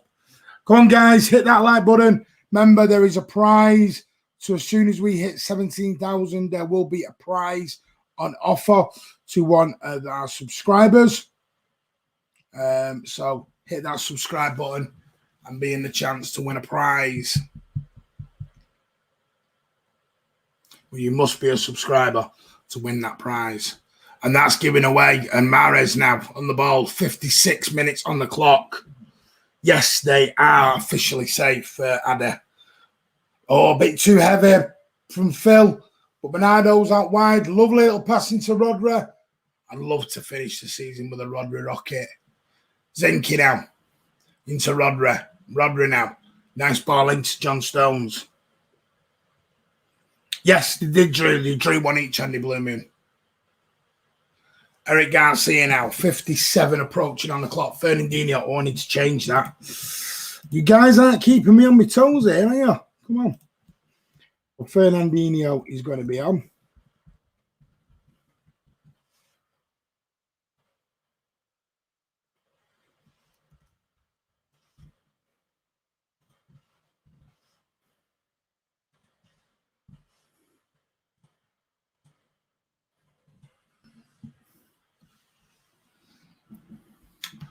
And it's just, now it's a game. Now it's a game at the Amex. Guys, make sure you keep hitting that like button. We always aim for 100 likes on these watch-alongs, as you know. Oh, and that's given away by Brighton. And look at Mahrez, he's through here. Go on, Riyadh. Play filling. Play filling. Oh, Basuma and Burns did well there to get that ball back. Or Burns, should I say. And here come Trossard on the right-hand side. Feigns to cross, comes inside. Back to Trossard. Goal scorer for Brighton and Hove Albion. To Burn now. He's going to hit this. Good block by Fernandinho. Brighton, how's your first touch? Not very good, Garcia. Keep your hands down, son. Brighton called for the thing, but they're going to play on, and that's Garcia out of position, and that nearly cost us. Garcia got a little bit caught up in the melee then of the handball.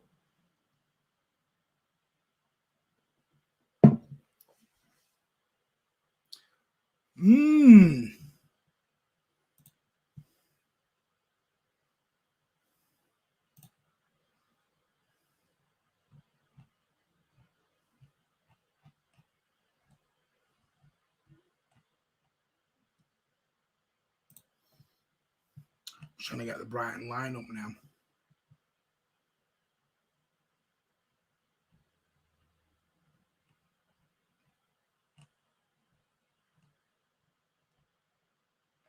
So Lallana's on. For Brighton, I missed that one. Kurt says Brighton are the best side of the bottom half of the table so far. Brighton are garbage. I think Brighton are a decent team. And I think Graham Potter's what was that from Rodri? That was just hit and hope. Rodri, he's having a bad few weeks, is Rodri.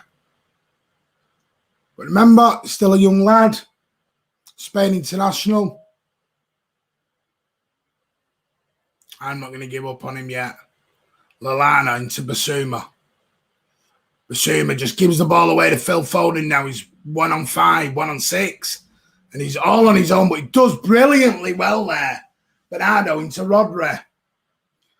Nice square ball into Fernandinho. Fernandinho, 60 minutes on the clock. 30 minutes plus change left of this game.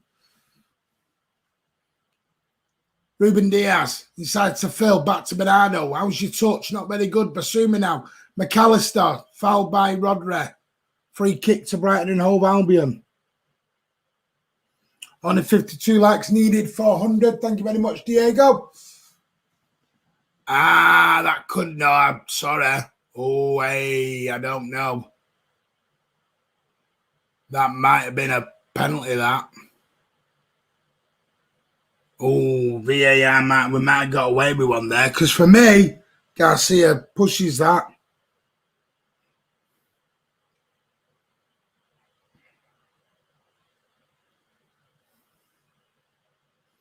Then we might have got away with one there, Blues. Might have got away with one because that was a penalty for me. If I was the referee, I'd have given that as a penalty because I thought Garcia moved his hand towards the ball. That wasn't ball to hand. That was hand to ball because he moved his hand into the direction of the ball. So Brighton a little bit unlucky there. Hello, John Walters. How are you? And how is... Brighton, what a strike and great block. Stuart Atwell throws away the appeal to handball. Free kick to City. That hit Zinchenko in the chest. Midriff. Where's it hit him? Lovely little cross. And boom! Yeah. Wow. Take one for the team, Zinchenko. He did it. That hit his arm as well, actually.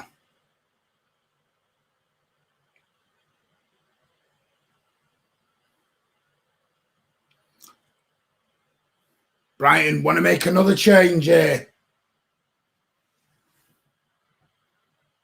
Graham Potter chewing that gum.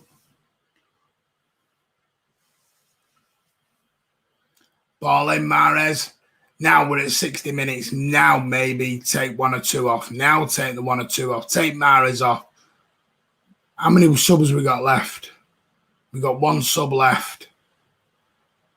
It's who you bring on. Is it Kevin? Does he need minutes in the legs? Garcia doesn't deserve to play, says Jack Lee. Garcia was all over the place, says Kamal. Garcia is getting some criticism here. Lallana. Oh, sorry, it wasn't Lallana. Now it is. Trossard again. Causing City a lot of problems here. Ball in. Good hands by Edison. Good hands. Want more goals than Leonard Skinny and Bain after the game. Good man. Yeah, Andy Blooming says the Zinky block. Fabulous.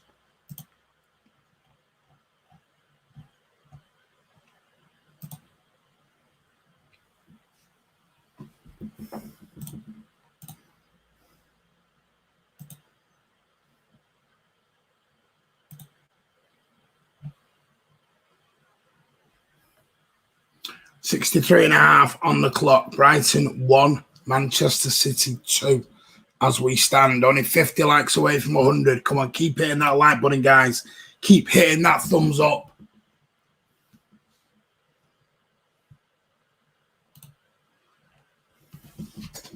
Basuma now.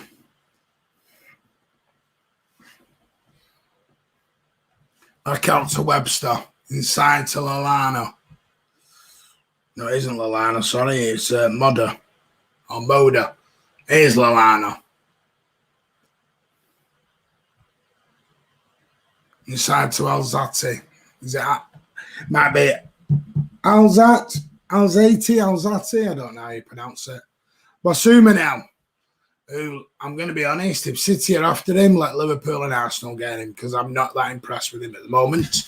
Little chip ball into Trossard, little flip round the corner. And Lallana trying to flick it on and McAllister trying to run onto it and can't quite get there. And here come Brighton again through Webster. Oh, Bernardo does absolutely superb. And Zinchenko hits it against Webster and it's out for a goal kick. Every time Zinchenko does something good, you can hear me and Kurt get a little bit smug. A little bit more smug, yeah. Zinky is class. He's really improved this season. Love me some Zinner. Loves him some Zinner. Alzati's on and Zakira is on for Brighton, number 29. Brighton now made all their allotted substitutions. City still have one left. And that was poor by Edison there. Well, by Stones, should I say. Stones and Fernandinho having a little bit of heated discussion there. Heated discussion. Marco tells everyone what he thinks of Garcia. Here comes Burns now. Let's get rid of that. Burns still on the ball into Lallana. Foden, who's now playing as that role soul. Number 9. Hey up, Marco. How are you, mate? Hope you're good. Modern now. Nice ball inside. Oh, Trossard wasn't quite on the level of him there. Wasn't quite on the level for a change. But Trossard has impressed me, the goal scorer for Brighton, since he's come on. And there was Basuma with the right footballer. Zenny has been superb. He's had a superb season. Most teams, he would have been player of the season. Yeah, quite agree with you there on it. Garcia is guff, says Jack Lee. As you can see, Garcia's number 1 fan club. He's out in force tonight. They're showing the Trossard goal again. I don't think we've seen the Foden and Gundogan goal this many times, but we'll have a look at the Brighton goal for the 500th time because we need to. Why are we not making changes? 10 men against 11, says Jeff. Basuma says, looks decent. I've not rated him tonight, Marco. Looks decent for Brighton. Is he decent enough to get in the Man City team? There's the question. Now, they're only reports. So you take them with a pinch of salt, don't you? Remember, Gundogan has gone off with a, hopefully what seems to be an impact injury on the knee. A little bit of ice, a little bit of rest, and hopefully we get him fit. Maybe rest him for the Everton game, which by looks things, he played the Newcastle game as well. So I've got a feeling he would have been rested. And here comes Trossard again. Out to Modder, ball in. No one at the back stick. And it sails harmlessly across the face of the goal. But Trossard again pulling the strings for Brighton and Hove Albion. And the ball by Modder was just a little bit too strong, a little bit too far forward for the Brighton men. Pep could make him better. Maybe. Diaz went to ground too early to Michael Judge. Yeah, I'm totally with you on that one. Thought he tried going to ground the first time, but he just stood up and then he committed himself to going down, which gave Trossard the opening. There goes Fernandinho on Basuma.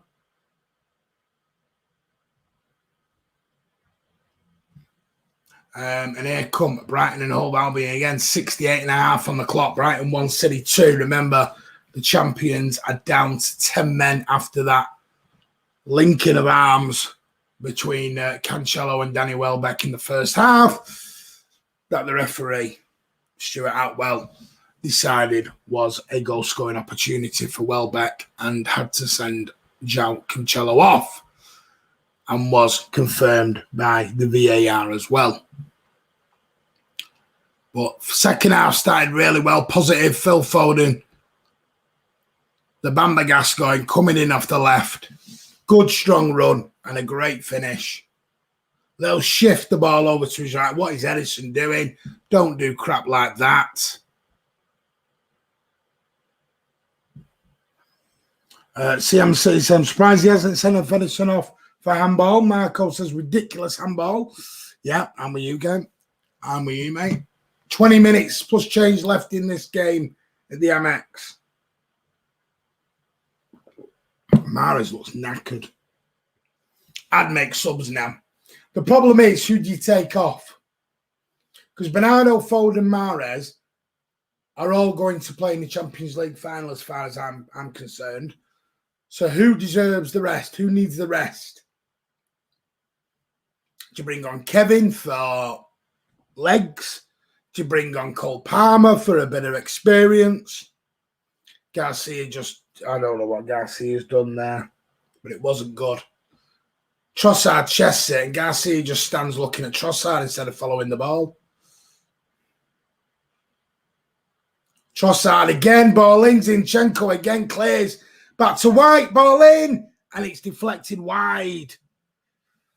Brighton up in the game, and City are looking tired. Jack Lee's refs are ruining the game. Mahrez for Jesus. Bernardo and Phil get a rest in the next game. Yeah, possibly.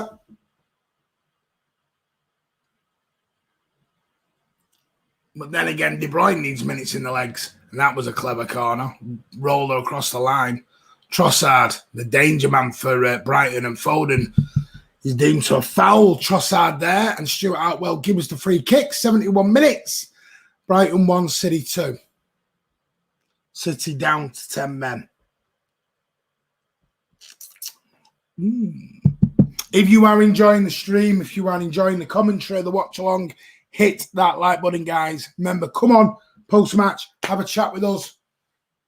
Ryan Corrie is going to come on. 71.5. Look at him. He's an happy bunny. He's got a mask on that's way too big for him. That mask nearly covers his face. Lallana now. Over it. Gives it out. Lallana on the left. That was poor play by City. And that could have been 2-2. That was cleverly worked by Brighton. And City were half asleep there. Wakey, wakey time, boys. The last 10 minutes has been all Brighton for me. And here come Brighton again. Ball in on the right. Header, and that's 2-2. And that's been coming.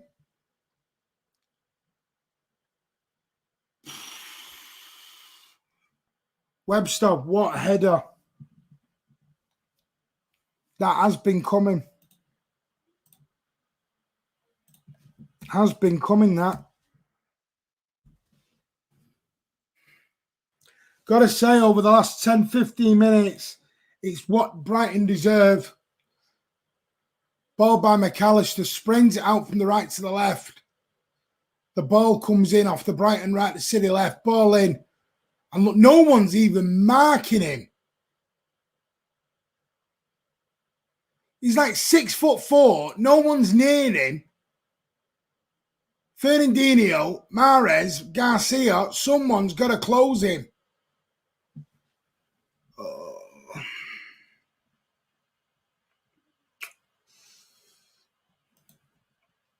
Garcia was terrible, said Jeff Walmsley.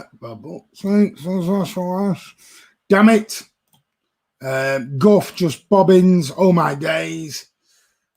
Terrible, been coming for a while. It has. Defending has been... The 2 goals that we've conceded have been defendable. They have been. It's not through lack of... And City away here. Bernardo.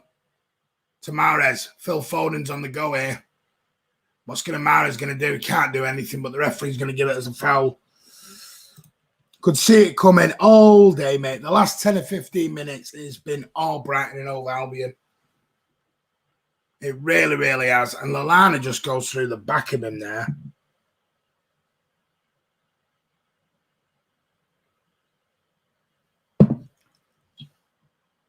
Here comes Gabby now. Andy says Morris bone, idle stood there while 3 players marked 4 Brighton and Hove Albion players. Didn't close the man down out wide. The lanky one in the box. Great plan. Exactly. 6'4" bloody defender. Come in. But say you have a free kick in a dangerous area. Jesus is coming on, Charlie. Look at that young Brighton fan there. He's happy to be back in the ground. 4-man Brighton wall. Well, 5-man wall now. 5-man wall with 1 line on the floor. Zinchenko. And Mahrez to take this. Riyad Mahrez. Takes it. Saved. Oh, and Foden trying a little header.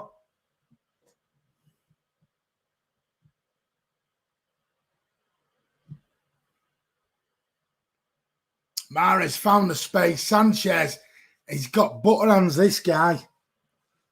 And Foden tried a little death header in the corner. Why are we playing why are we playing someone who is leaving, doesn't want to stay? Make it make sense. Plus garbage is utter garbage. Typical end of season stuff. Yeah. Great to see fans back. It's all a dead rubber anyway. It is. Listen, I'm not going to bitch, moan and complain if we lose or we draw or we don't win. It's football. And what is Edison doing here? Where are you going? Not like bloody what line now. McAllister, this could be 3-2 Brighton. Saved. And Brighton 3-2 up. What is Edison doing?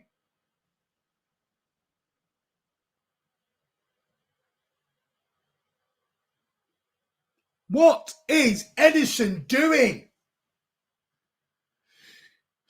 Like clownio.com here with him.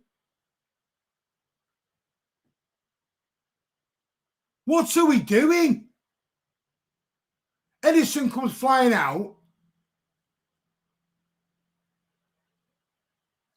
Ball played in. Garcia just lets him run off him completely.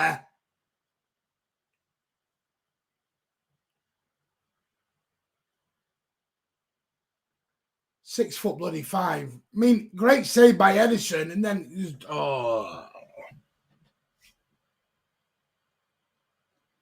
and Byrne just slots it in the bottom corner like a striker.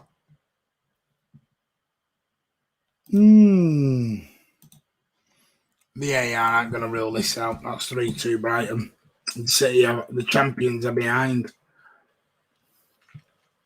First goal for 3 years.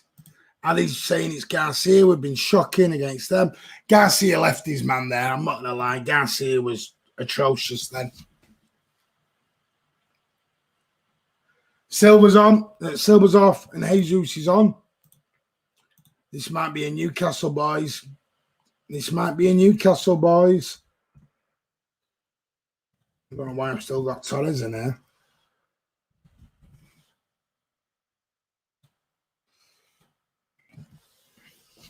Trossard again coming down the left. This might be 4-2 if we're not careful.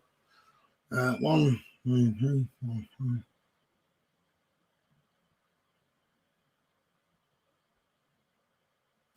Why have I only got 10? I'm missing someone. Edison Cancelo. He's gone 1, 2, 3, 4, 5, 6. I'm missing someone here. And I don't know who I'm missing. I am missing somebody out my lineup.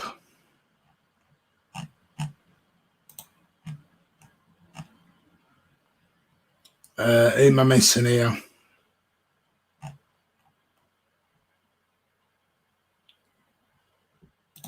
I'm missing Garcia, I think.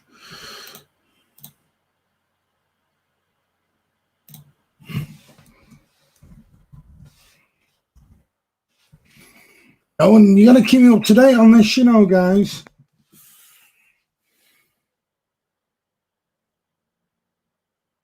And Diaz just dropped Sakiri there. Fair play to Brian, but Edison has been not shit today. It is what it is. Dixon says this is embarrassing. No added debates in the League Cup in 08, mate. Yeah. Take Garcia off his crap. We can't make any more subs, mate. We won the league, remember. We have. Let's all calm down.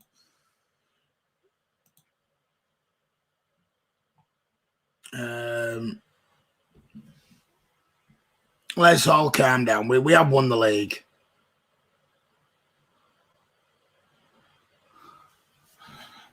$79 on the clock, 10 minutes and change.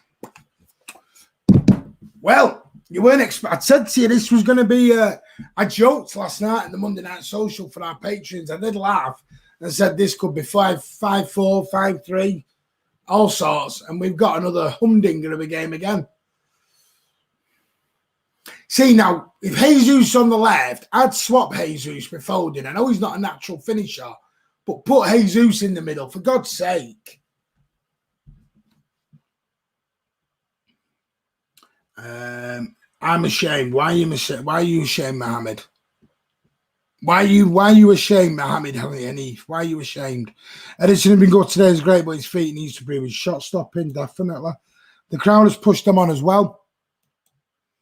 Good point, Charlie. Still don't like losing, win the league or not. No, I get it. I do get it, mate. I was worried when I seen Lallana coming on, being unlucky with injury, but a class player. Do you know he was signed for £25 million once by Liverpool? 25 million quid he got signed for. Not by Brighton, but Liverpool bought him from Southampton with 25 million.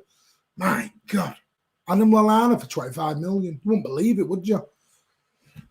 Where's Andy Blue Moon? Lucky Blue Glass. He's out.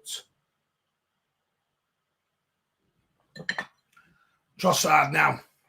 Ball in. Again, stop giving them bloody headers. They've now got centre-backs playing the forwards.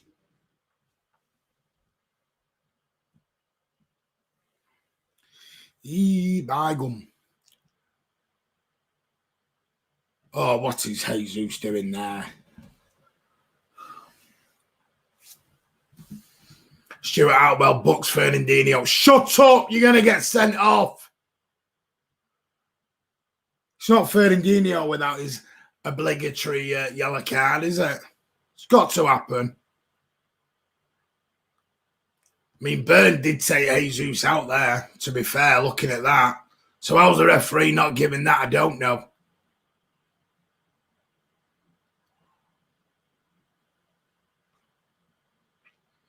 What we're looking at here.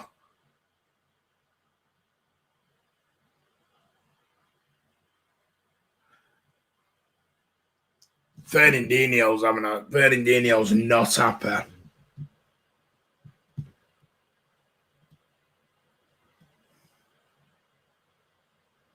Should have minute. You sound like Sean Dyche. Thank you very much. That's supposed to insult me. Yeah, we won the league, but defensively we've been out of guff. Bernardo's been awful. Edison awful. Mari's done absolutely cock all. He set up the first goal, mate. Rodri poor Diaz, not his best game, still Premier League champs. So Mahrez has done something. He set up the first goal. Was that not a foul? I don't know. But he's not had the greatest game, I will admit. Mahrez hasn't. You completely missed Diaz out, Ander. Why no foul and Gabby, though? Jesus got foul, look like he knows City players. Yeah. Abdullah's very happy when Garcia leaves. Let's remember we're champs. We are, but you don't want to lose, though. If the ref had done a good job, it would have been winning, but this has been a joke. That's a good point. Let's get the bad display out, and then we can move on. The Master and the Apprentice, Werner and Basuma. I'm not sure on that, mate. Not sure on that. Brighton have had 96% possession in the last 5 minutes. That tells you all you need to do. I don't know whether City have took the foot off the gas or what, but Brighton have played very well the last sort of 20 minutes. They really have upped their game. No, Garcia. Garcia, not Diaz. You didn't mention Garcia. He crossed the ball. Woohoo. He set a goal. And here come Brighton again with Basuma down the right. Ball in. Trossard, he's made a damn difference for Brighton, I tell you. He has made a difference. And Lallana now. In. McAllister, blocked by Diaz. Basuma over the bar. We look knackered. I said that about 10 minutes ago, Marco. You noticed it as well, did you? We look tired. In the Everton game, we need momentum. See, we'll have our fans back in for that. I won't be one of them. Let's be fair, it's Premier League in 80 minutes for 10 minutes hard work. It is. Again, what is the ref doing? Garcia is guff. We know, yeah, he is guff. How are he signing for Barcelona? Someone needs to tell me why he's signing for Barcelona. Listen, the fans in there may be playing a difference. We don't know.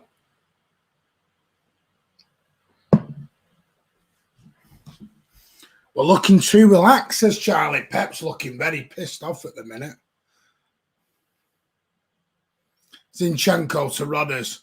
Side to Diaz. Come on, City. 5 minutes. We'll get a point out of this. Get a win out of this. We'll win this 4-3. You watch. You watch. We'll win this 4-3. We will win this 4-3. Come on. Have the faith. Come on, Blues. Win it 4-3. Come on.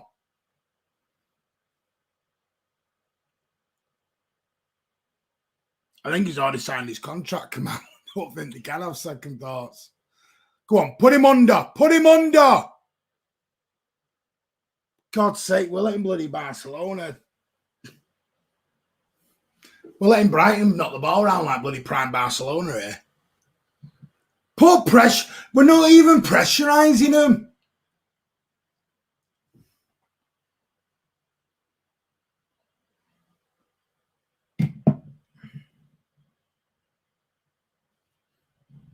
Oh, he is. Oh, well, he's a total twat. We know that.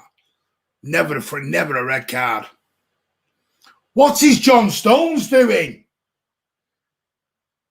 It's not the time to start being brave, being big balls. Basuma did well there on Rodri.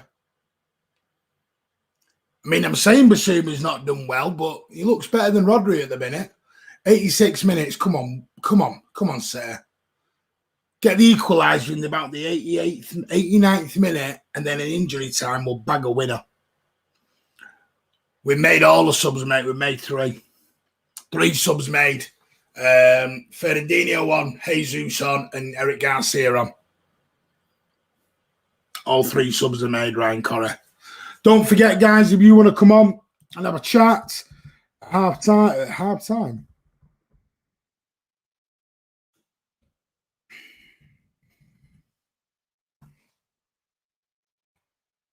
There we are. That's what Jack Lee thinks. If you want to come on and have a chat tonight, Martin mcfcfantv at gmail.com. Send us over and I will send you the link to get you into the stream. I know Ryan Corrie's coming on. Ryan, have you got the link? Has Andy sent that to you? Or do you need me to send it to you, Ryan? So if you do want to come on tonight, send an email over to that. Get your emails in now, and I'll get the links over to you. No Cubans tonight for Pep. That's a good point. When was that party? Because I can't imagine it was last night.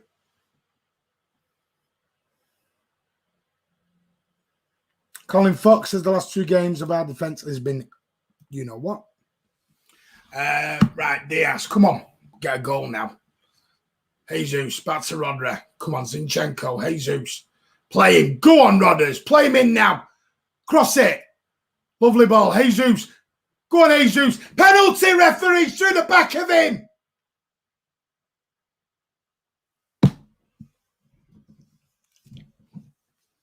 Oh. Did he win the ball? Well, Basuma had a little nibble. Yeah, he won the ball. Shit. Won the ball. 88.5 on the clock. Oh, sit down, you. I know he won the ball, Dixon. Oh, what's his Stones doing?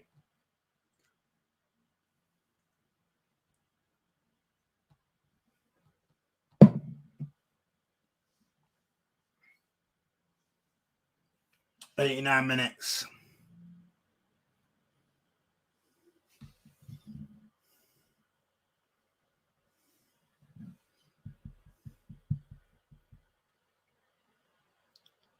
They're having a look at it. He ain't going to give it. Yeah, I don't know. Was that ball on, man? Oh, yeah, I don't know. They're not going to give that. Not having it.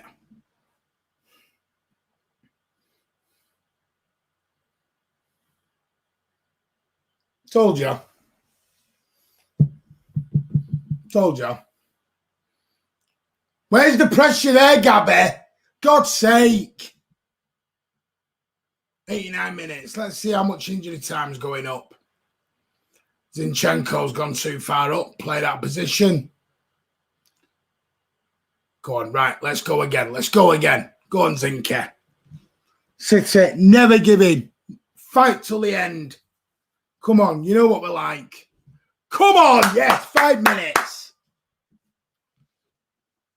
City will score, I promise you. We'll get a bloody good chance.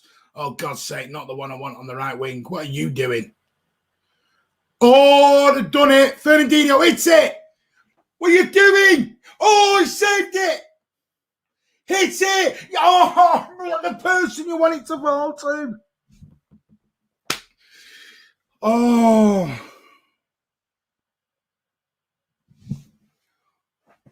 Fernandinho hit by Jesus. Sanchez, great save. And guys, not the person you want it to bloody fall to. Look, there's Sanchez again. Hot potato time.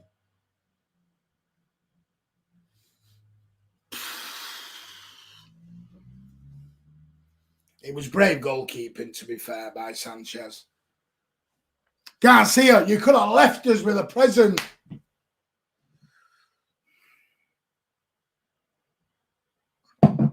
Four minutes. Come on. We've had 7 chances. Brighton have had 18. That just tells you everything you need to know. We've been beaten by every single stat tonight by Brighton and Hove Albion. And we can't have the excuse we played a makeshift team either tonight. Well, in Rodri. Oh, I thought Rodri was going to get on the end of that. McAllister now. Don't foul him because you're only on a yellow. The way this ref is. Garcia, the garbage prince. Garcia's getting pelters here. Absolute pelters. Oh, that was a great header there by Webster. Absolute solid header by Webster there. Brave, strong. He was giving Rodri the shiner. Ooh. Come on.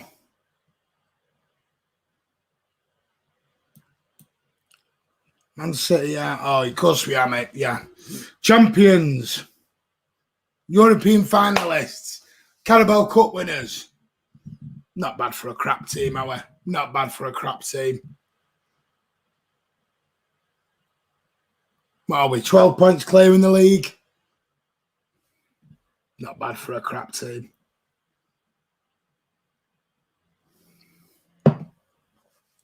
Now that's the free. Now book him then.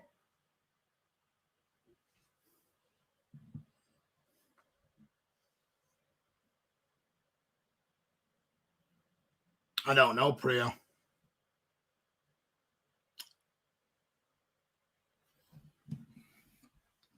$93 minutes, 2 minutes to go. Brighton are going to defend absolute resolutely. Zinchenko with this. Come on. Ball in. All we need is a chance. We know we can finish. We know we can. Sanchez. He's got butter on his gloves because of everything he's put. He's slipped through his hands tonight. Ball in, and it's cleared. Bloody 6'5" defenders. It's like Webster was Burn, who the hell, whoever that was. The huge Zinchenko with half a kick. Jesus with a lovely turn. Play him.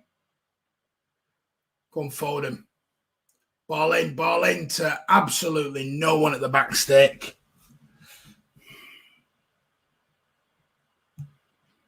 I've got to put this up.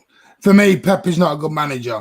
Having managed a team that doesn't have money and we shall see him a good manager, in my opinion. Fine, it's your opinion. But name me a top manager who manages a team with no money.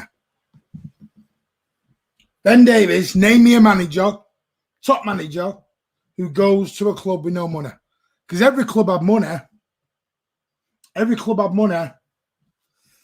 Yeah. So, I'll wait for you to reply back on that one, Ben Davies. Because I don't remember Mourinho going over to Crystal Palace or Brighton. Don't remember, all these top managers. They realised Poch was down at West Ham. Nothing against West Ham, but some clubs who don't spend money here. It's an absolute bell-end argument, that. It's an absolute bell-end argument. United have spent money since the 90s breaking transfer records. Liverpool have. I remember that when Jurgen Klopp becomes the next manager at Norwich. Don't foul him, Fernandinho.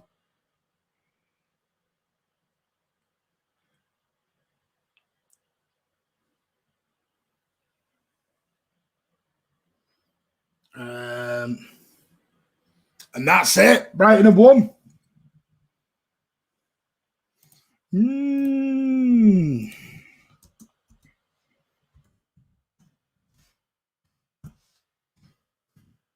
That is it. Game over. Brighton have won, beating Manchester City by 3-2. And listen, they completely deserve it.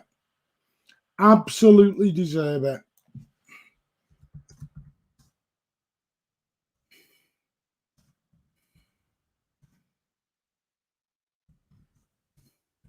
One minute, and then we'll get people in. If you want to come in, don't forget to send us an email.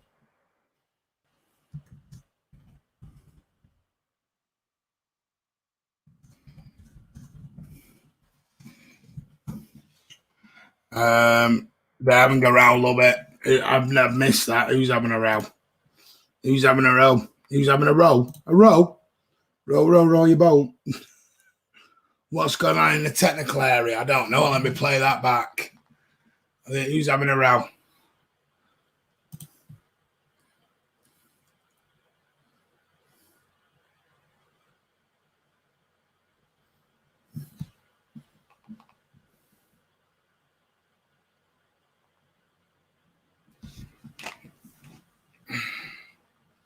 Graham Potter and Pep.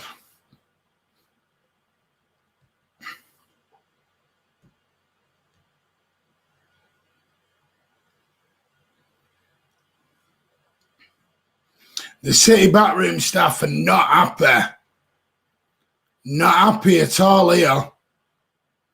Graham Potter's obviously said something. Oh, well. Right, let's see who's...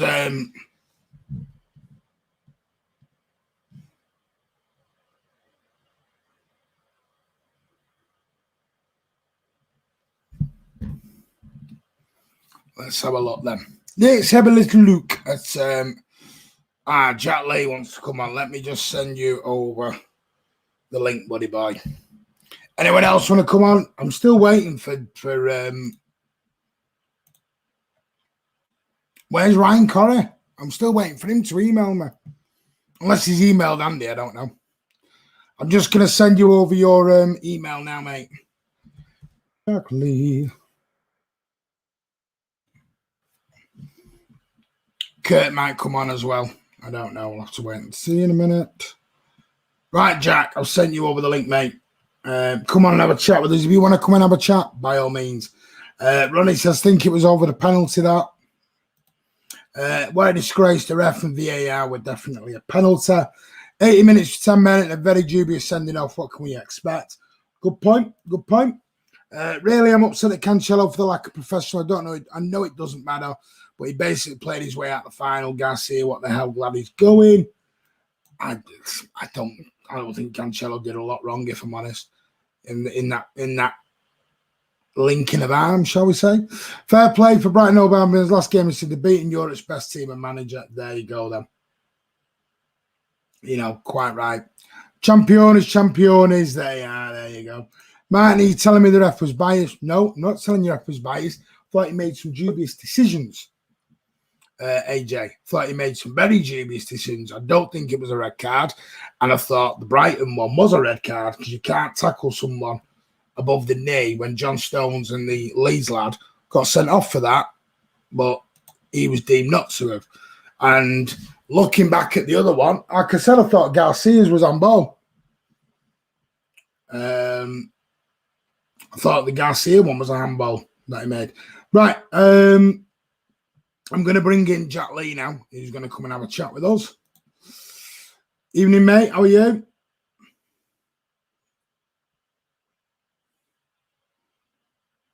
Can you hear me, Jack? Can't hear you, mate. Jackson's going to sort out his sound. We can't hear him at the moment. I'll jump on for 5 or so minutes while Jack's figuring out what's what. What can I say, lads? Not nice to lose, but it's what it is, isn't it, mate? It's what it is. Some silliness towards the end of the game. It got a bit silly from some of the players. Getting a bit too involved for my liking, for what the game was. You know what I mean? Like, we're losing the game. It is what it is. Defending could have been better on pretty much every single one of their goals.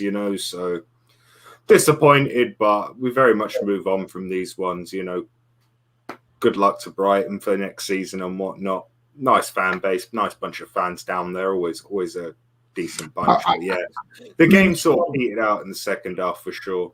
I mean, let's be honest. I thought Brighton did very well. But they're playing against 10 men for a lot of things. And I think a few of the players were thinking about other things, if you ask me. But that's maybe a Do you think that's what it was?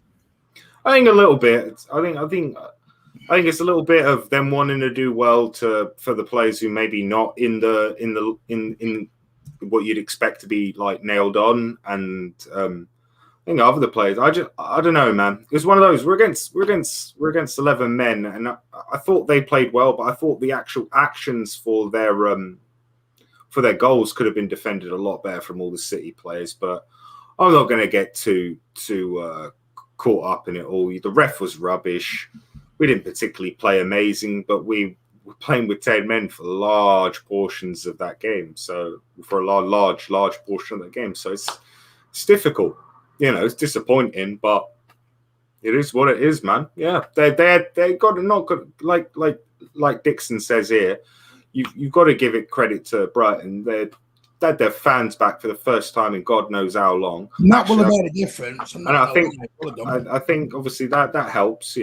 That helps. You can obviously see we're seeing the pictures now. They're all doing a walk around the stadium, thanking all the fans. So everyone always goes on about fans and how much they impact, and it's for obvious reason. It did obviously lift them a little bit and got them going. Got them going in the second half. And credit to them. Some really poor defending on our part that could have done a lot better for a couple of those goals for sure. But not too upset. It was a bit of a dead rubber anyway, from my perspective. If I'm being honest, most thing I'm worried about is Gundogan. Hopefully he's okay, and that's the only thing that I was a bit disappointed about is maybe Gundo might have some problems, but we'll see with that one, mate. We'll see with that one. I mean, does that look like? Sorry, I've just got loads of people texting me now. Alan's having his little rant. Oh yeah, well, the thing is, like I say, we lost the game, but it was a dead rubber. Like, let's be real. Like I said at halftime, we put ourselves in a position where if we don't pick up points this game, we're not like Chelsea, where they have to get points in their games leading up to the Champions League finals. We're chilling, Obviously, you don't want to lose a game of football. That's not what I'm saying. But what I'm saying is, it's one of those. We didn't have to have every single player playing. We didn't have to have everyone going full throttle. It was a cheap red card, and that's putting it very nicely. So, it's one of those. I thought the boys did okay in the first half after we had to send it off, but I think in the second half it deteriorated quite quickly, and I think a few of the players got a little bit. I think that maybe some of them got under their skin. I don't really know what the right word to use for it. It just seemed a little bit off for me in the second half with a couple of the players. Don't know. But yeah. Well, Scotty Moll said, how the guy he's talking about Rodri. Scotty Moll, he's not a Rodri fan. What do you think of Rodri today, Kurt? I thought it was all right in the first half. I thought it was a lot worse in the second half, but your DM's going to get overrun when you're a player down, and Mahrez was, me, I always stick up for Mahrez for the most part, but I thought his defensive action and tracking back today was really, really poor, especially given the fact that we were a man down and he had Garcia behind him. He didn't have Walker or someone like that, so you should have known from his experience that he had to put in a little bit of an extra shift and help out. And that's why from about 55 minutes, I was calling for Mahrez to come off the pitch. Not so much to save him. I just thought that giving someone with a bit more legs to help defend would have been profitable for us. But yeah, I know people are going to have a go at Rodri for losing the ball for that goal. But for me, I would put a lot of blame on, not a lot of blame. I'd have a little bit of a go at Mahrez because I think no one can say that he could have done more. He could have done more to help the team out, especially on the right hand side, which is what they were targeting. They saw Garcia was on that side. They knew Mahrez isn't going to track back like a Bernardo on the other side, and so they attacked it. And credit to him, they got their goals. No, I've got to say, I thought Mahrez, he started the game really well, and then I thought he went out the game. Yeah. After the red card, mate, he didn't look like he was up for playing 10 v 11. Didn't look like he was I'll up. be honest with you, I think there was a lot of players guilty of that tonight when we dropped down to 10. There was a few that sort of they were and listen, I'm not trying to make excuses because I've just said to you, Brighton were by far the better team tonight. But what I've got to honestly say is, from my point of view anyway, is when you are 10v11 and you've got a Champions League final, are you going to go hell for leather and take that chance? I'm not sure. I know, mate, but it's not about that. It's about getting back into position. For example, that I can't remember timestamps of the game, but there was multiple times where we had the break of play. We were in the transition to attack. The ball was a turnover in possession, and Brighton get the ball back. And it's about, especially when you're a man down, it's about getting back into the shape to be able to close down the spaces and get into your defensive line. And he wasn't offering that us on the right hand side. And I know Scotty Mills saying stop making excuses or awfuls. I don't think at any point I said Rodri was good tonight, did I? I said I thought Rodri had a good second half, but I think he was very poor in the second. It's not about making excuses. It's just about, I'm trying to just add context to how I thought. I thought it was obvious they're attacking from the Garcia side, and it was obvious Mahrez wasn't helping out enough. Those were the two things I thought was the main issue. We've got to be careful because I think everyone's pointing out Garcia and Rodri and Mahrez. I think there was a few players tonight that didn't play very well. And let's be honest, it just was not a good performance. It was not a what we would deem a flowing, confident, I mean, you just look at the stats. Brighton beat us in nearly every single stat tonight, which you wouldn't normally say. Well, no, but that wouldn't have happened if we had 11 men on the pitch. This is quite obvious, isn't it? Like, it's one of those. We got a player sent off 10 minutes into the game. Yeah. We're never going to dominate the game. It's not a possibility. As I said, it's one of those, man. Credit for them. I think some of the actual defending for the goals was very, very sloppy. But I'm not too angry or upset about it. I thought the ref had a shocker, but I'm not going to sit and whine about the ref all night because, like I said a million times, everyone knows the refs in this country ain't great, and they're not going to get great anytime soon. It's not like they're going to go to sleep tomorrow and wake up a decent ref the next day, is it? They're going to be crap till the day they retire, and hopefully the new ones that come in can do a better job. But yeah, some bad defensive action, some poor effort from some of the guys. But I do want to say, I do want to, like Andy's saying, calling players out. I know. What I don't want to do is there's a difference between calling somebody out and people are destroying. He's total crap. Never want him to play again. Blah blah. We just need it was on the positive side, though. I will say I thought Gundogan was absolutely sensational. Not just for his goal. I think after the red card, I thought he was clearly the most experienced man on the pitch. His positioning was excellent. His ability to cover the half space for Rodri was really, really good. And I think obviously Rodri's performance ironically dipped when Gundogan went off, which is something you wouldn't necessarily expect, obviously, with Fernandinho coming inside. But yeah, I just want to say I thought it was great. Yeah, right. We've got something. Jack's now sorted out his thing. We've got Ryan as well. I'm just going to bring in Ryan and Jack to the equation. Evening, Jack. How are you, mate? Good evening. A little bit gutted about the result, but at the end of the day, let's remember, luckily, the league's over, so we don't have to worry about that. But it's never nice to lose games. I thought we were both defensively, to be honest, and one of the worst games I've seen Edison play, really. I would also say that referee, who's employed him, honestly, I'll be on the phone to them in the morning. How was that not a penalty? I mean, Andy's put it. Bernardo was woeful, yeah. Mara's woeful, yeah. Rodri woeful. I don't disagree with any of them.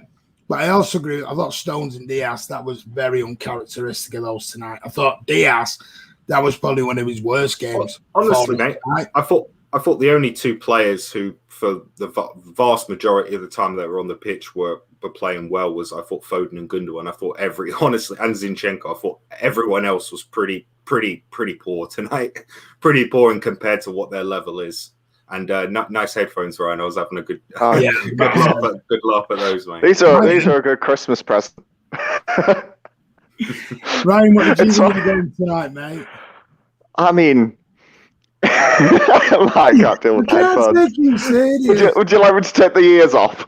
I could take the ears off if it would help, Martin. Detachable ears, mate. Detachable ears, because I didn't get the proper ones because they were only for PC. Anyone who's been on Man City Van TV for any length of time will know what this means. It is not one of those streams, Ryan Corey. It's one of those streams, Martin. I'm here. I thought it was a champion's performance. The league's done, but I'd expect better because that's closer to the team you'd expect to see in the final, really, than what we sent out against Newcastle. But I think Brighton were a good team, and as Martin pointed out when in his watch along, I'd like, well, when you were saying about us and Potter, I'd like to see Potter take the Spurs job and see how he did with a better team, because I think I think Brighton are in like top 6 for XG and expected points in the league, but they just don't have the strike force just hasn't been good enough all season. Obviously, it's fine when they play us, but and about the ref, I don't overly think it was a penalty, but I think the best angle, we haven't actually seen the best angle to see how that tackle went, which would probably be behind from the line. And I mean, it's just, I don't understand. Once the red card for us, once they've gone down and the foul's been given, I think it kind of has to be a red because it's last man. I think Welbeck initiated the contact and linked arms with Cancelo, but and the one on Gundogan, it's near enough the same tackle that was made by Stones that he got sent off for, and that was the week after the one that Leeds got a red card for near enough the same tackle. The only difference was that this was more like head on rather than from the side. And I'm pretty sure both Stones and the Leeds player got the ball a little bit. I don't remember him getting the ball with that tackle, so I don't understand how he stayed on the pitch, really. Mate, someone said in the watch, I don't know who it was in the comments, someone said, did the commentator say, Peter Walton? Because, he loves his little analysis on BT, Mr. Walton. Didn't someone mentioned about there was no force put into it? I remember someone saying something about force in the comments, but I didn't have the audio on. I don't recall. He's here. Sorry, Chris has appeared out of his what's the word? I can't think of it in a minute. Says Atwell did a perfect Antonio Miguel Macho Lajos impression. I'm gonna have to practice that name, man, on 10 days. Best get used to it at that level of reffing. Good point. I mean, shoot out well. He was. I'm just going to make a point about the refs, mate. Like at the end of the day, we're good enough that we don't need to be. We're not relying on refs affecting our game. I know refs can affect our games, but we're not Man United where we have one potential penalty decision that doesn't go our way, and that's the only reason that we lost the game. At the end of the day, we're good enough to put the job, bang the goals, and get the job done. Simple as. So I don't like the whole ref stuff. I think it's a big cop-out. I really, really don't like it. I just think it's a load of rubbish. Refs cost a lot of games, and they cost everyone a lot of games. We're good enough to just get the job done without the ref. You know what I mean? It's the equivalent in boxing. What I would say is you knock the guy out. You don't let it go to a points decision. You know what I mean? That would be like the analogy I would use. We don't let it go to a points decision with Chelsea. We knock them out clean. Simple as. That's a good point, really, because Brighton actually didn't have bad stats, really, so we can't complain about the referee too much when we had 90 minutes to win that game.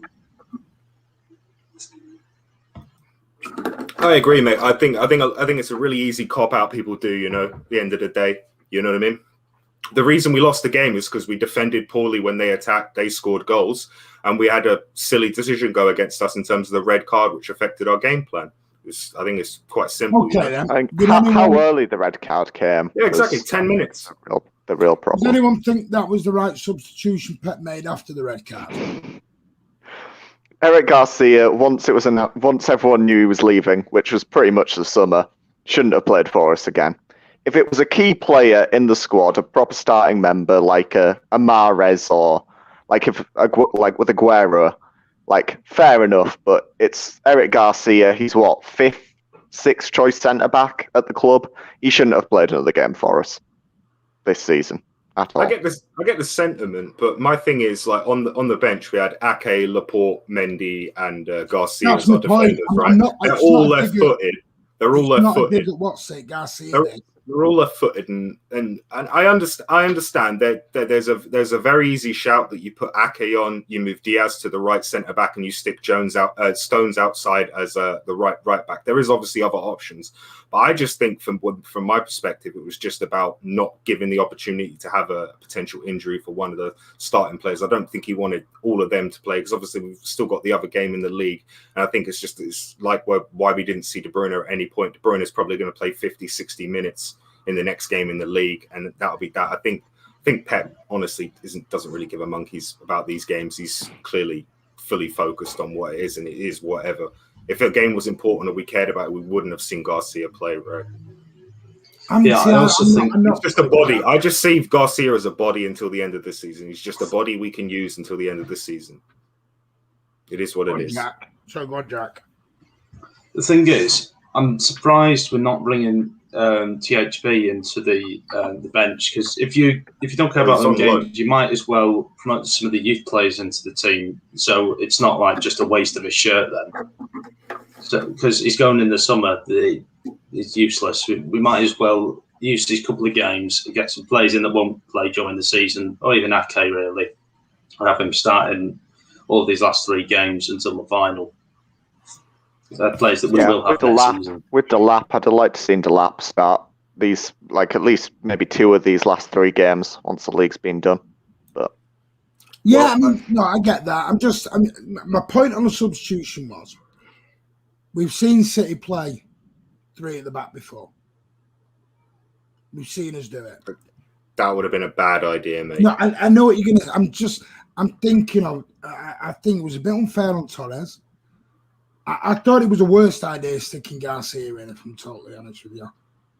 I really do. And I'm not going to go on to my rant on Garcia because I think the guy's in a very unfair situation. I think Pep clearly likes him.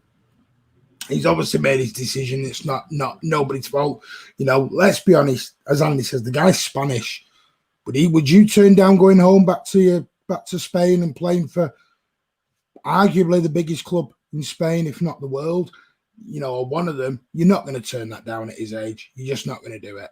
So, you know, I don't get the Garcia stuff personally, mate. Like, I would have got it if he was some quality player, like amazing player that were like, oh no, like Sane. I get it with the Sane stuff, but Garcia's not that good. He's a decent player. He'll have a decent career at the top level, but he ain't going to be up for no World 11s. He ain't going to be winning no Ballon d'Ors. He's a good centre back, don't get me wrong, but his profile doesn't fit the Premier League, and his mentality doesn't want to be here. You don't want to be here, go away. But no hate to the guy. You know what I mean? I don't get that side of it. He's not good enough to have those sort of emotions from my perspective. But I could just be wrong. He's going to play for Barcelona. So like I said to you earlier, the only reason Barcelona are buying him is because he's Spanish. If you look, they're just buying him for the quota, mate. God's honest truth.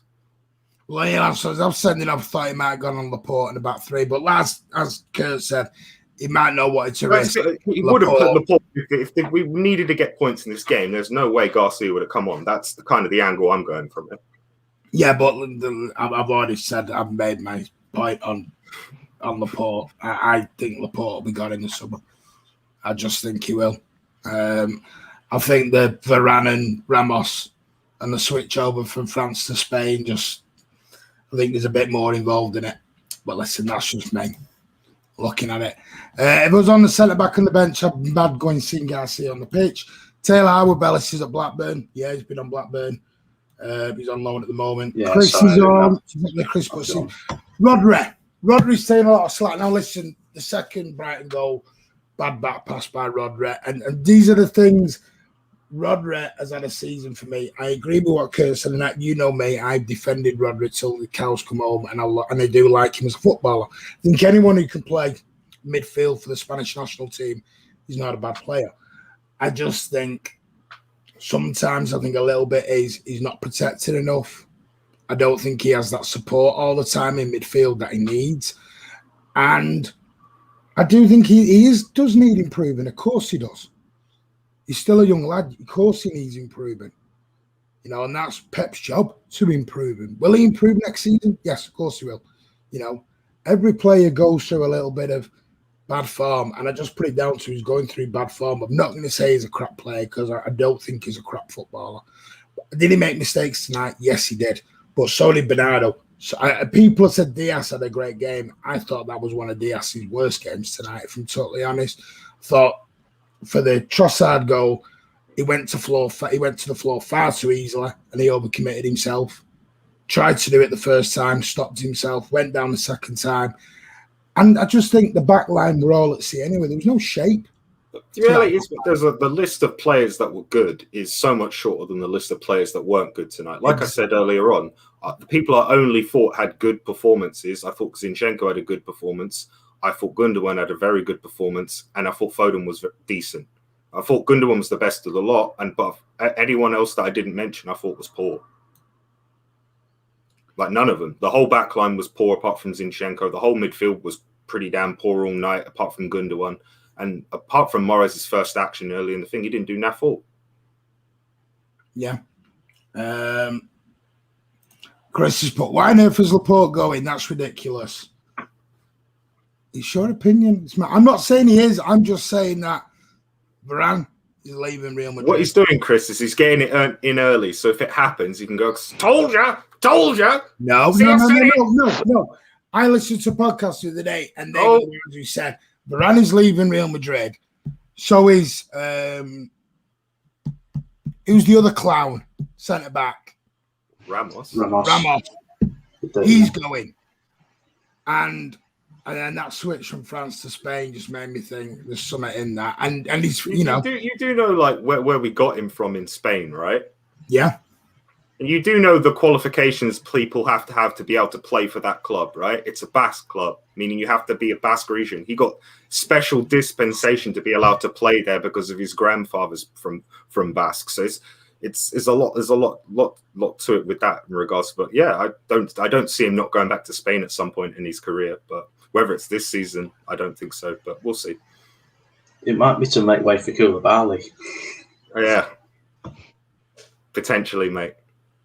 Listen, I hear Koulibaly's probably going to end up with Carlo. Listen, I'm not one of these fans who's sitting there thinking everything's sweet in the camp and every player's happy.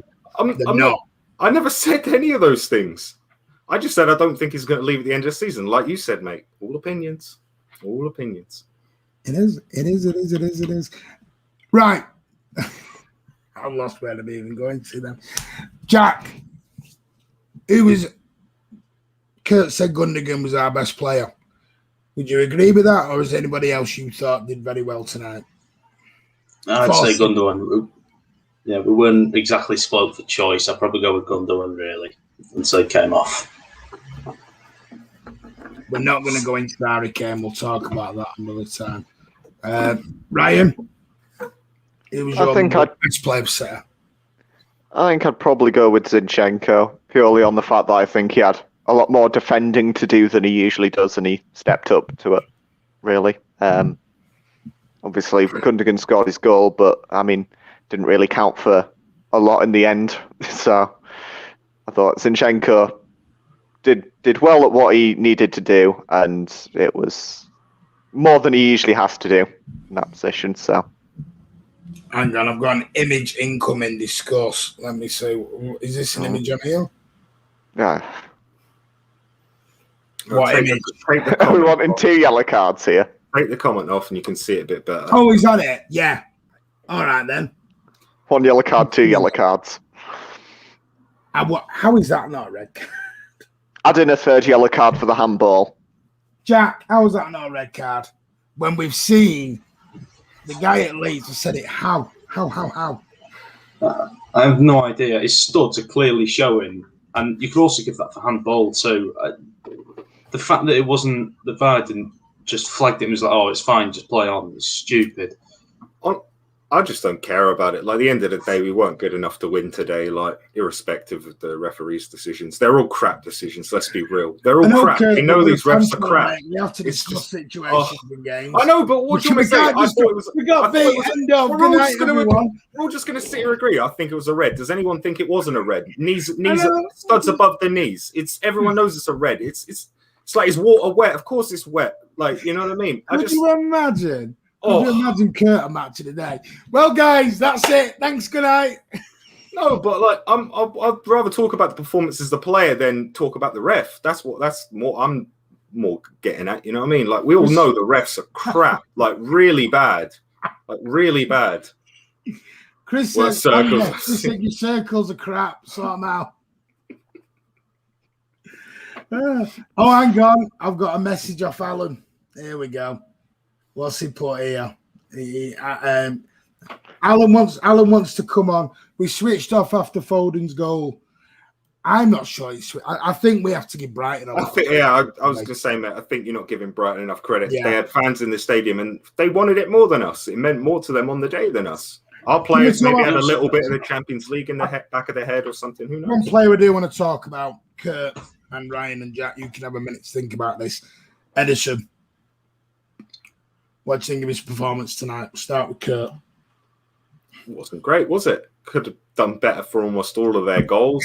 It's like pulling teeth sometimes. Well, like, what do you want to say? I'm not going to bash on a guy who's been the best keeper I've seen at City probably in my lifetime. You know what I mean? Like, what he offers the team is immense, but you got to understand, when you're a man down, that's going to affect Edison's distribution because his passing options are limited. He's not got the long option that he normally would have. He's going to have to play short. He's going to be pressed on the ball, but that's not to take away from his performance. I thought his performance as a goalkeeper was very poor. I thought he's dealing with what he'd done of his box wasn't good. I think when you're playing against a team like Brighton, who have as many good people in the air as they do, you've got to have better command of your box. I don't think that was good enough, but I'm not going to be too harsh on the guy because he's been bloody brilliant for us. And credit in the bank sort of situation, me with Eddie, you know.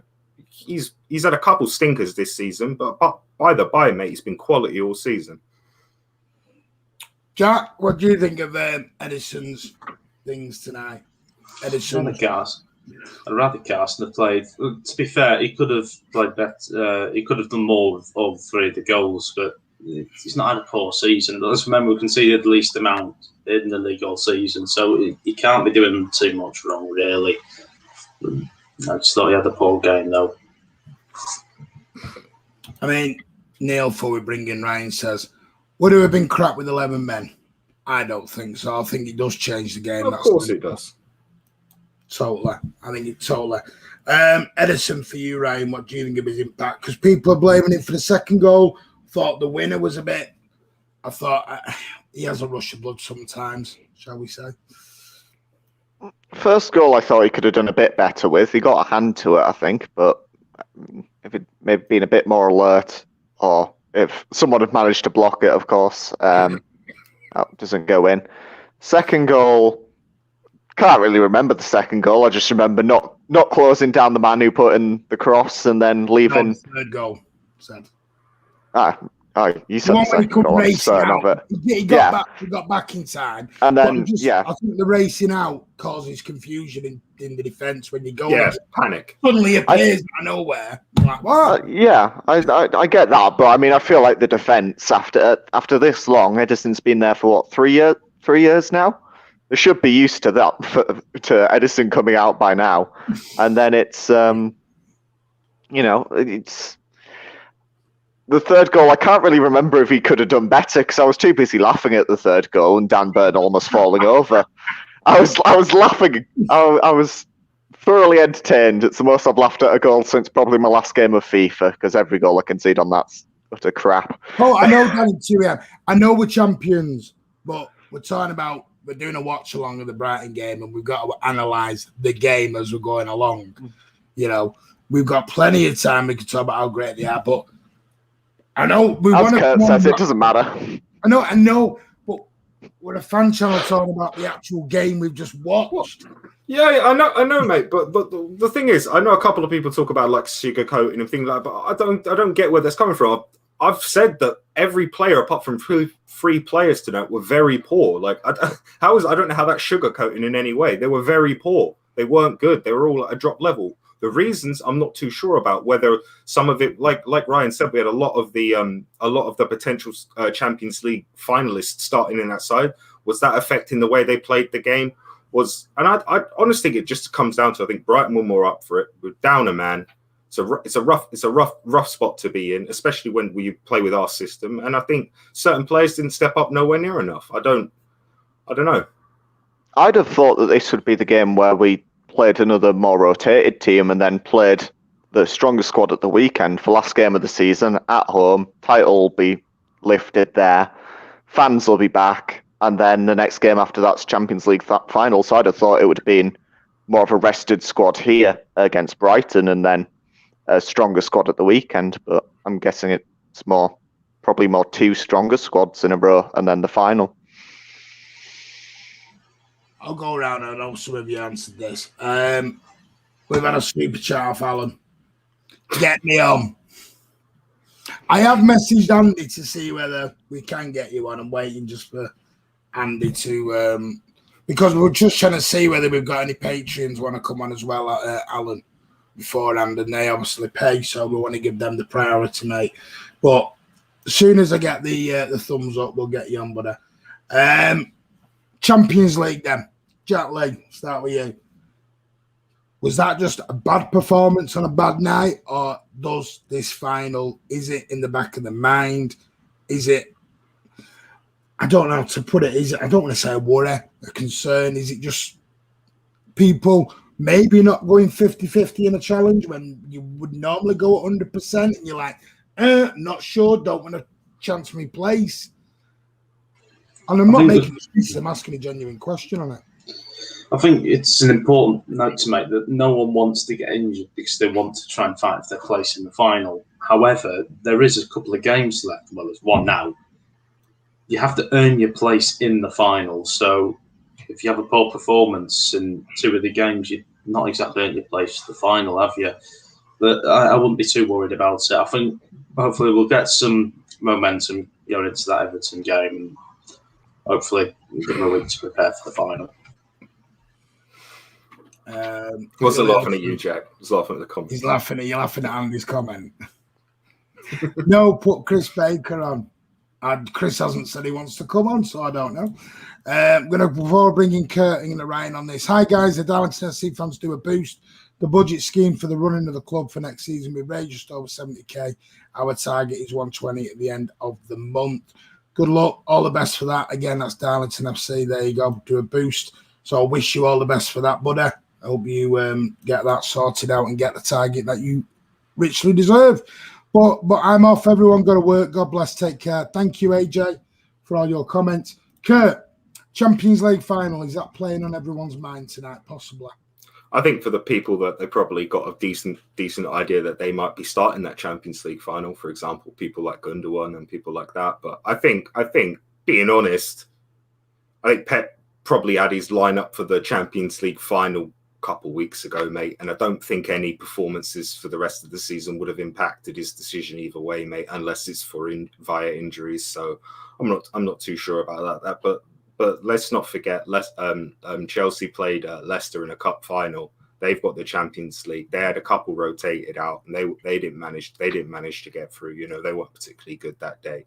So, you know, it's obviously something that we've never gone through before. So the mentality side of it, these guys have never prepped for a Champions League final. I don't think anyone in our squad's ever been to a Champions League final, unless I'm losing my marbles. Carson. Gundogan. He was at Dortmund. Gundogan has. He was with it. Dortmund. Carson's won it. But true. But you know what I mean. So it's a very new experience for a lot of these players. So I don't know whether that potentially has done an effect.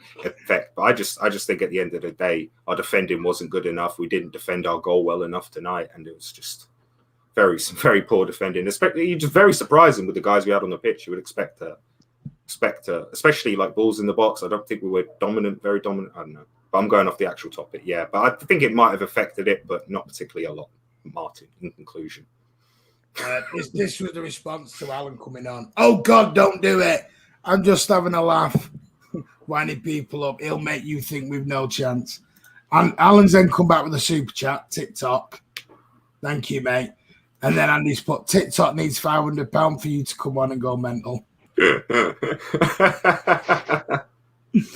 Listen, this is like waiting for Rodri to make a tackle. Goes to Graves. Thank you. So, Alan, we'll get you on in a minute, mate. I promise you. Otherwise, you're going to end up spending a load of money, and we've got to be fair. Andy, our ref's so poor in the Premier League with the most payments and attention. Well, there you go. I don't know. Maybe Andy can ask you that, mate. Get Sir Alan on. Let's have some entertainment. Right, Ryan, off you go. I'm going to send the link off to Alan. Do not, listen, I know he's watching, do not go bonkers at everyone. I'm warning you now or you go back off. You're booted, mate. Get booted, Alan. Right, well, I get send an email over to you. I mean, overall, I'd say I probably agree with Kurt a lot. I think probably is in the back of the mind when like going into like 50-50s and stuff. You saw how Gundogan wanted to play on after that tackle, but eventually went off and he was pointing at his knee and stuff. So hopefully he's okay. But I agree with like when he said that I feel like Pep knows his team for the Champions League final. The only thing that I think's really up in the air is either probably right back and maybe who plays in the striker centre forward role. And that's maybe if Gabby or Aguero could be fit or prove that they deserve that place. That's the only two positions I can really see rotating from what we can probably expect and what Pep's got planned. But overall, I think it's just poor performance on the day. The league's done. There's nothing to really play for. So it's just one of those days. This is going to be my next question, go around the panel on this. We've seen today, and this is not an excuse, Man United drew at home with Fulham. And listen, I don't care how we want to take the mick out United and think. That's 9 times out of 10, you're putting that down as an home banker. You've got Leeds are having a good end to the season. Excuse me. You do get silly results at the end of the season. And let's be honest, the league is virtually done apart from this top. Excuse me, I've suddenly got the burps. Apart from 4th place, everything's done in the league. So everyone's playing with the freedom and the looseness that they might not have done maybe a couple of weeks ago. And so for me, I'm not making an excuse. Some players were poor. Rodri was poor. I said, Diaz, I don't think he had a great game. Cancelo got sent off early on. There was a lot of things. Mahrez had a poor game. There was a lot of people in that team. You know, Foden tried his heart out, scored a great goal, an absolute fantastic goal, but didn't do a lot else within the game. Zinchenko, for me, was our best defender out the 4 of them. I thought Zinchenko was really good, positive, strong, and he's made me completely, Kurt's loving this, made me change my mind on Zinchenko. I think he is. What he's saying? He's put himself on mute. I can't hear what he's saying. I say I'm just laughing. I just say I'm laughing at the chat, mate. I wasn't laughing at you. I know you're talking about Zinchenko. Like I always tell you boys, remember when Zinchenko came out the dust against Chelsea? And I text Martin. I said, don't worry, Zinchenko's got this. Last time he played against Chelsea, 6-0, easy clap. And ever since then, mate, he knew I was right. So I don't need to go. We all know Zinny's the greatest. It is what it is. And here he comes. I'll be ready. You don't know for what I do this.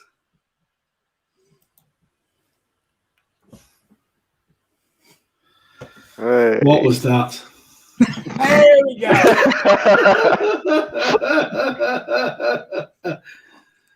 Go on, floor's yours. What was that second? Hey? The floor is yours, go.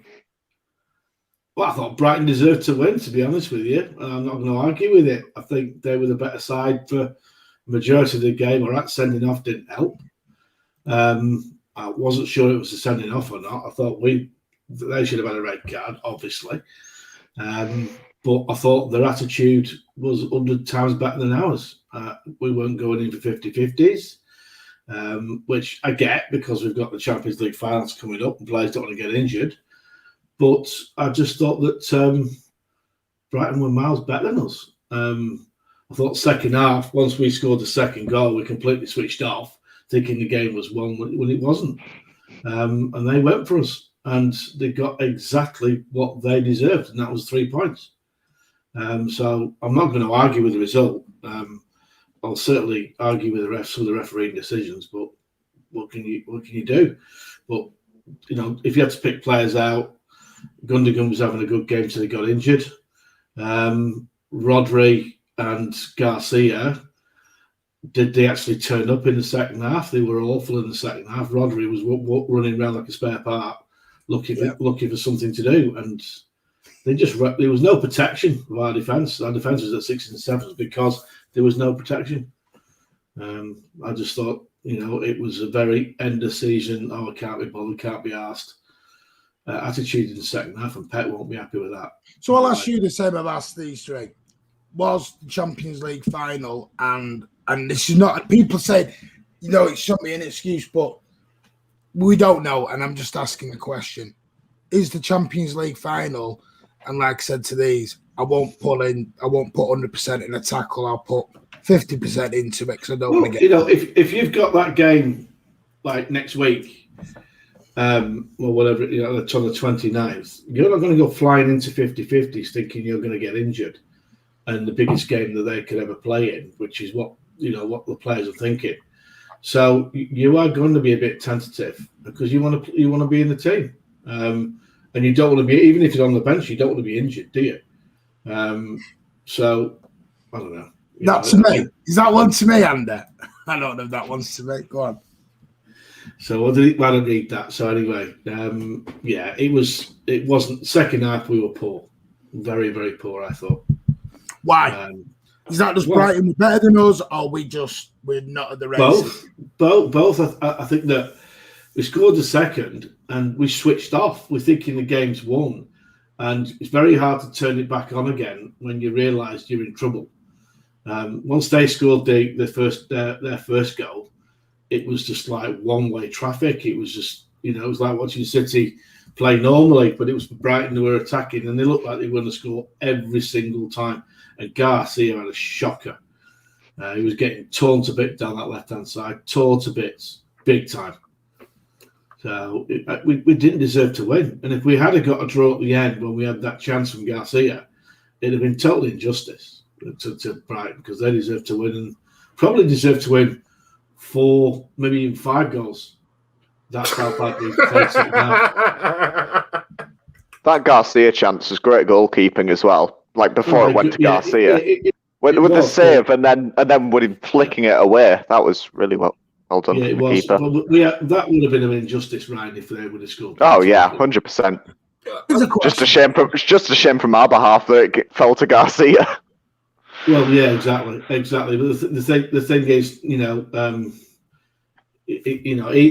he's thinking about sitting on the beach in Barcelona, isn't he, in the next couple of weeks? So he's not bothered. I mean, here's an interesting stat. I was having a look.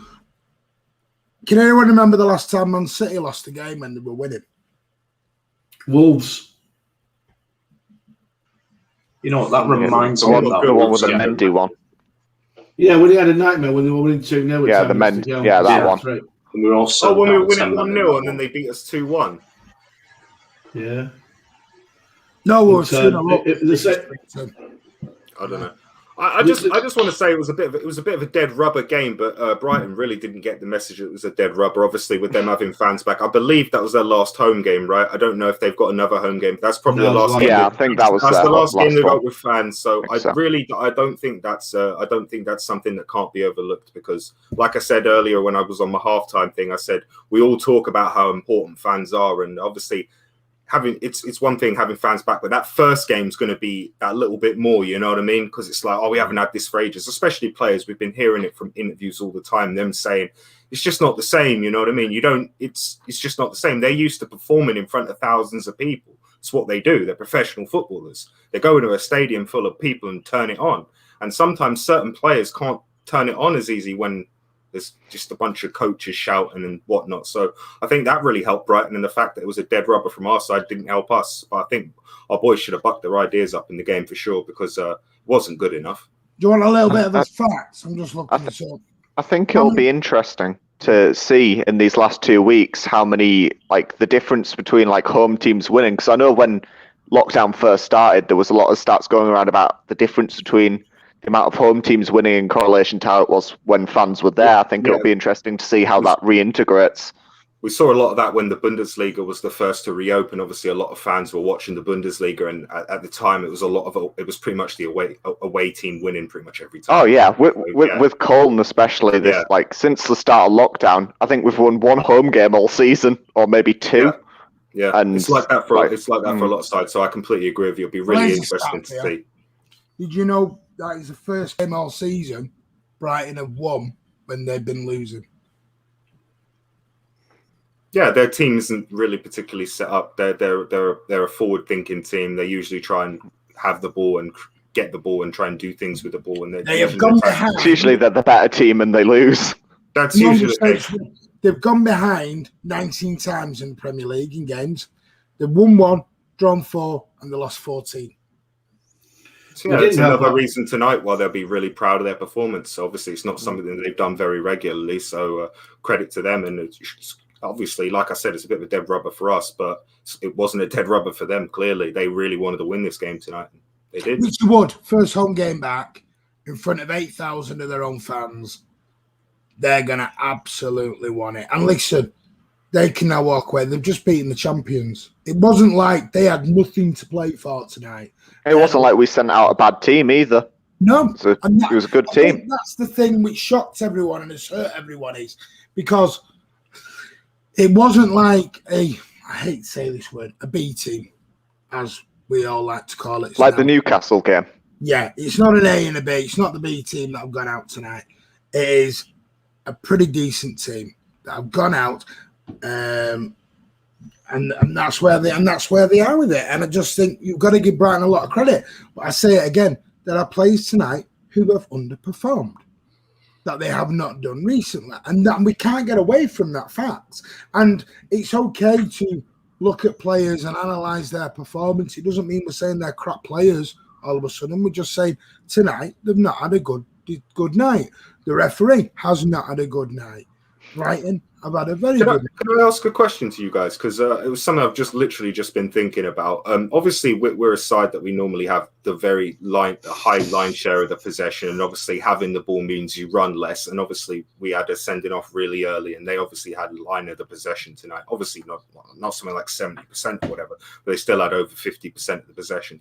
Do you think that obviously being the man down and obviously having to be without playing a lot of the time of the game without the ball affected us? Because I thought we were a little bit tired towards the second half, but I don't know if that has any impact, because I can't remember how many, like, it's only 1 or 2 games in the last 2 seasons where people have even got close to 50% possession against us. So I'm wondering if what you guys think about the potential, obviously us playing without the ball for so long affected us, because it's something we're not used to doing. We're used to having the ball, and with how much practice do we get at playing with 10 men? I don't know, it's something the coach is doing. So obviously I'll start off with Ryan. What's your thoughts on about it, mate? Well, it reminded me a lot of the Leeds game at the start of the season, because I think that game we had less shots on target. I can't remember if we had less possession. I'm not sure what the possession stats were for this game. It was really close.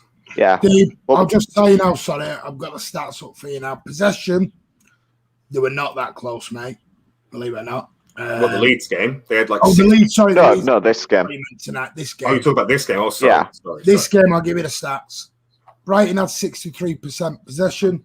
We had 37%. I didn't think it was that much, to be honest. Yeah, Brighton had 19 shots in total. We had 8.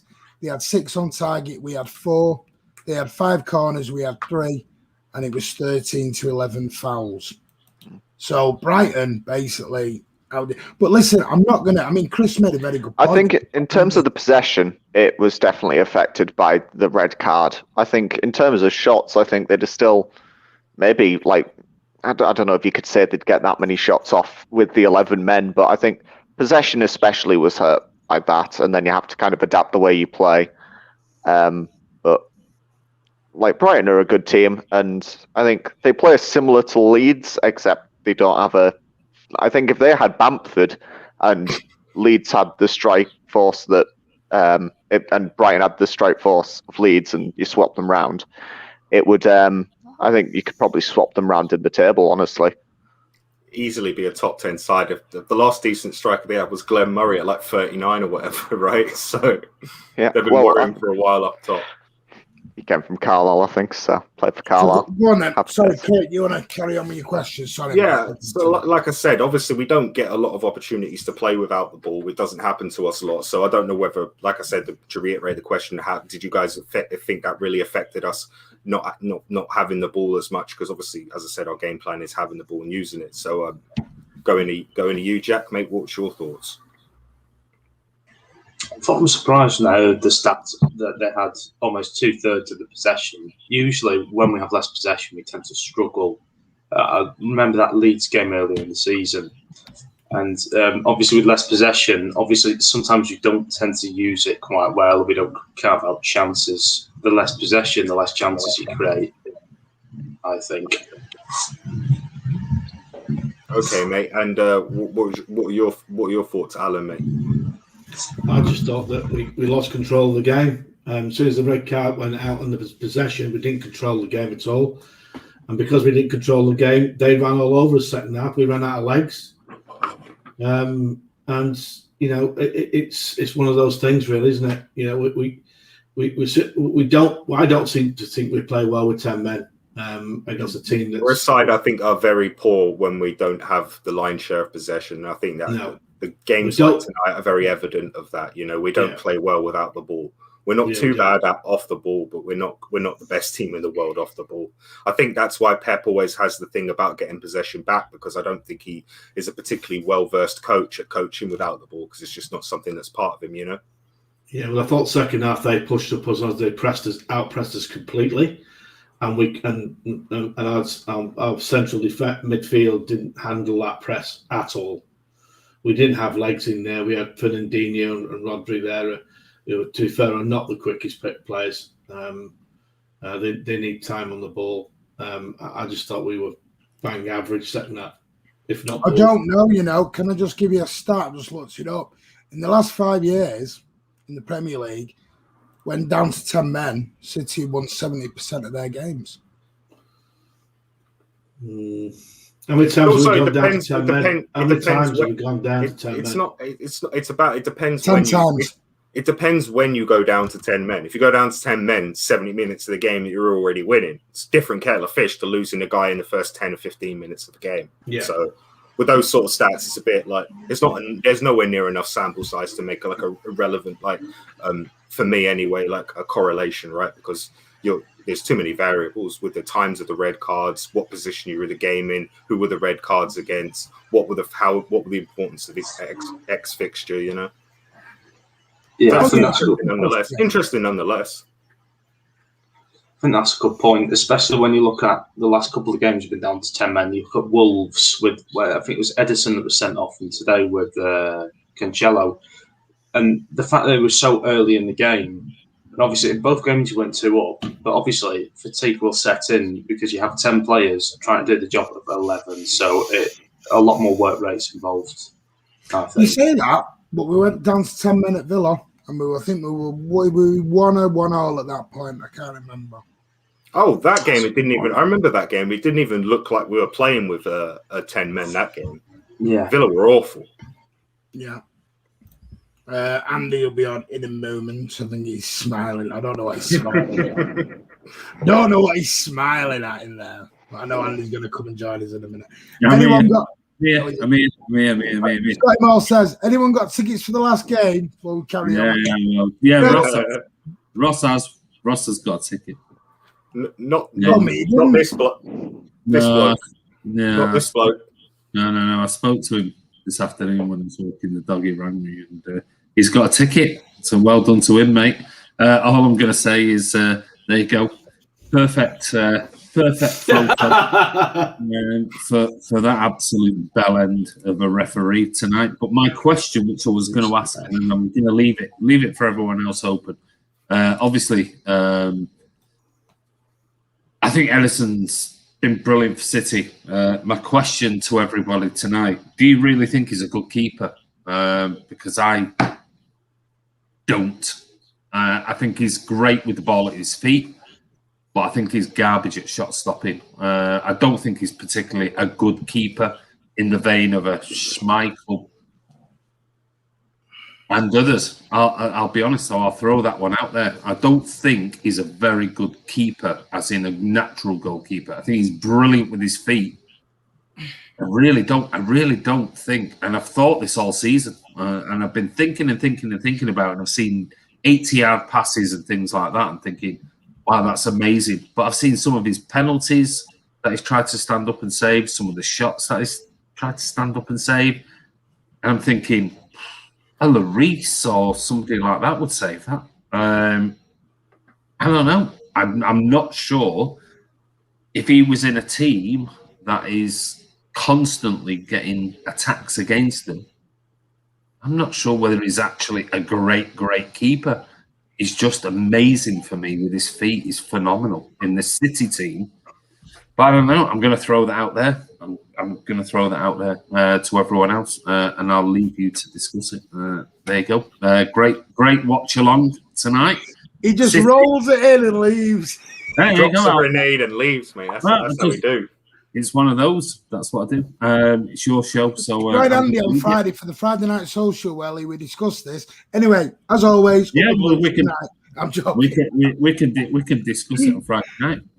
Mikey Feeney likes it. Brilliant question. I suppose it is. It's just my honest feelings that all year I've wanted to say something about it, and I've just left it, and I've just forgotten about it. And then he's had let's face it, we don't get that much against Man City. We don't get much, many shots against us. We don't. So the keepers don't have a great deal to do like other keepers do. And then you see the performance by Kasper Schmeichel, and you see other, keepers this season who pull off amazing saves and, double saves and things like that. And I sometimes watch Edison and think, could have done better with that. Really could. I'm not saying tonight he should have saved every single shot, but I'm saying it's just another one of those that, I don't know, I think he could have done better. I mean, the save that he palmed it straight back out for the goal. I mean, he should be palming that away, not straight back into the... If that was another keeper for another team, you'd look at it and go, no, I don't know. Scotty Moll, like a fight in a lift on across the bottom. No. It's not my vlog. Otherwise, I don't want to come on and spoil it for the guys. I'm just throwing that out there because there's been lots of garbage nonsense spoken about tonight, and it's just like the same old. Who's been great? Who hasn't played great? And I think I saw most players tonight were poor. They were poor. They were below average. On this, though, Andy, just before you go, Charlie makes a good point about backs. Yeah. That also shows you've got a damn good defence as well in front of you. But that's my point. How many shots does Edison have to save? Sometimes you can have the goalkeeper that bails the defence out, and sometimes you have the defence that bails the goalkeeper out. I think it's about a blend, and I think with Diaz coming in, I think it's the perfect sort of blend with Edison. Yeah, absolutely. I'm not saying he's a shit keeper. No, my thing with keepers is it's really brilliant with the ball at his feet. It's exceptional. It's really difficult to be a complete goalkeeper. I think from my time watching football, I don't think I've ever seen a complete goalkeeper in my whole time watching football. You get keepers that obviously have strengths, innate strengths. You have obviously well-rounded keepers, but I don't think there's a single keeper in the world that's exceptional in all aspects of the job. I think the problem with keeping is it's one of the positions that's really transition, sort of how we saw fullbacks transition 10 or so years ago, where the aspects and the qualities of those players changed. I think it's similar with the goalkeeper, and he's the transition ilk sort of thing. This is a question. It's not a. Of course.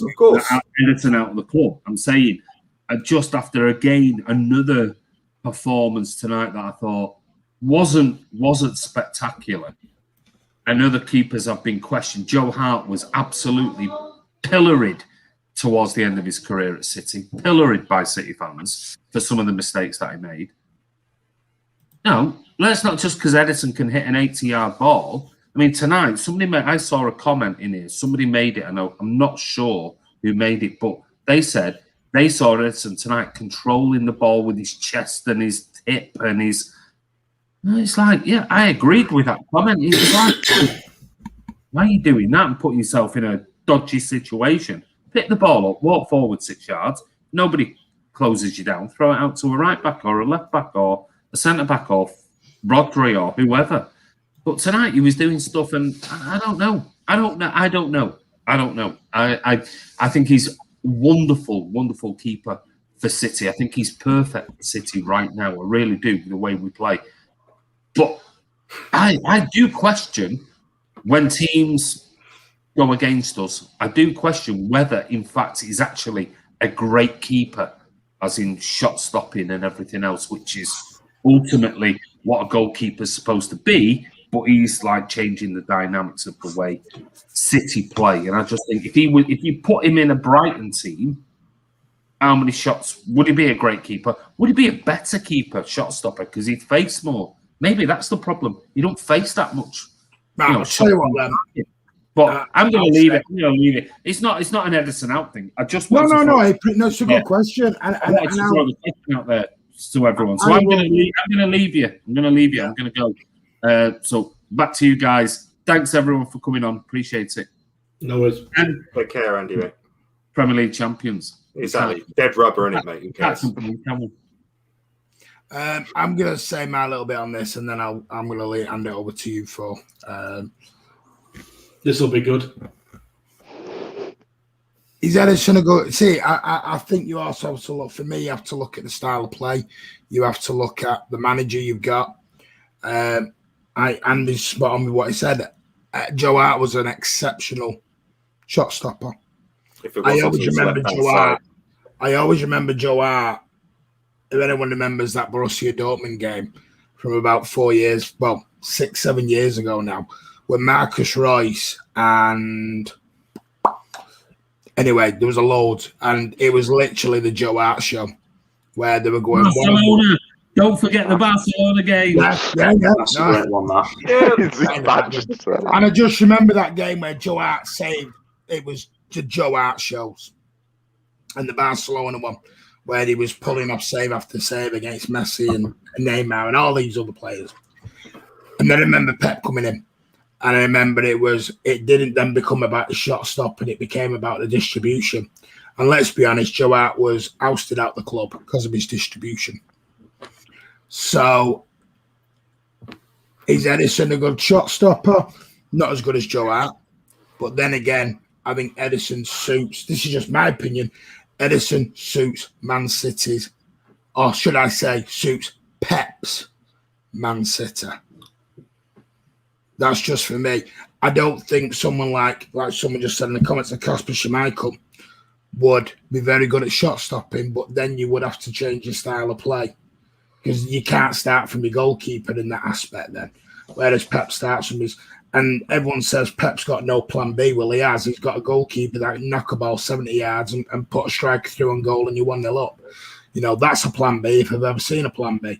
But that's just my opinion. So I think yes, he's not a great shot stopper, no, but he's the best keeper for for Pep's style. But yeah, we'll start with Kurt and then we'll go around. It's like I was saying to Andy.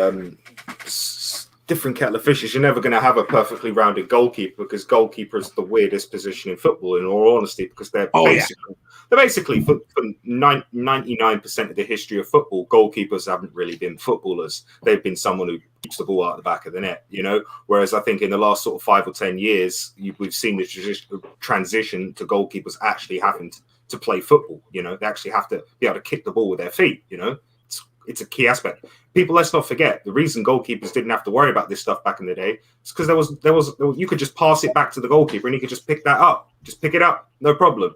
You know what I mean? There was rules that were implemented that have changed the dynamic of the role, and obviously an implementation of those roles, and it's changed. And yeah, like, you know what I mean? It's easy to say the grass is green on the other side. You know what I mean? We could have a good shot stopper like Bert Leno, who has absolute no control of his box and can't kick the ball to save his life. You know what I mean?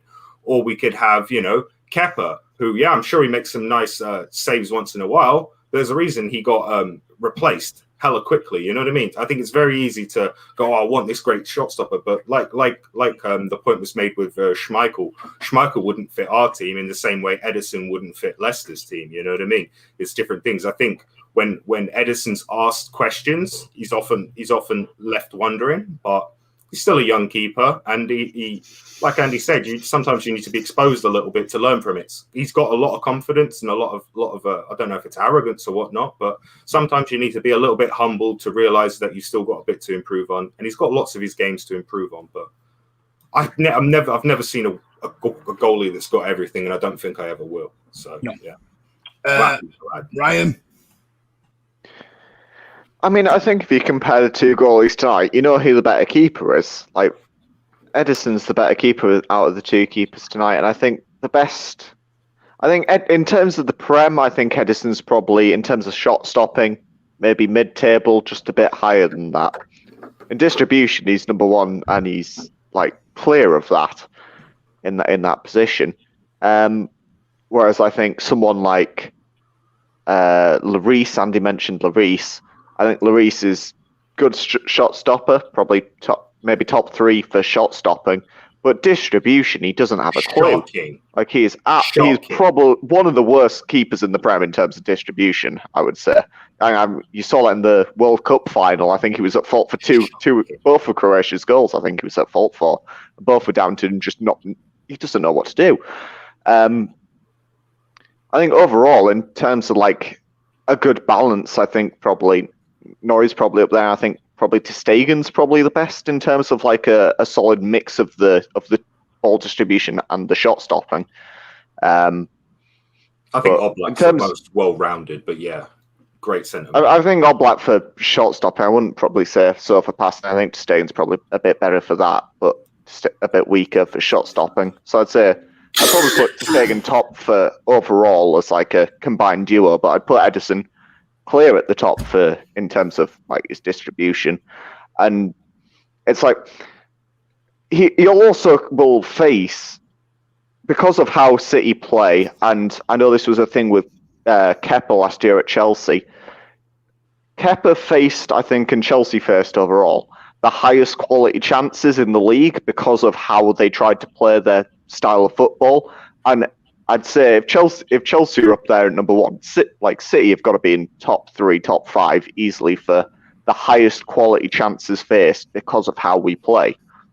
We will give up such good quality chances because we're always like with the possession and how high up we're pushed.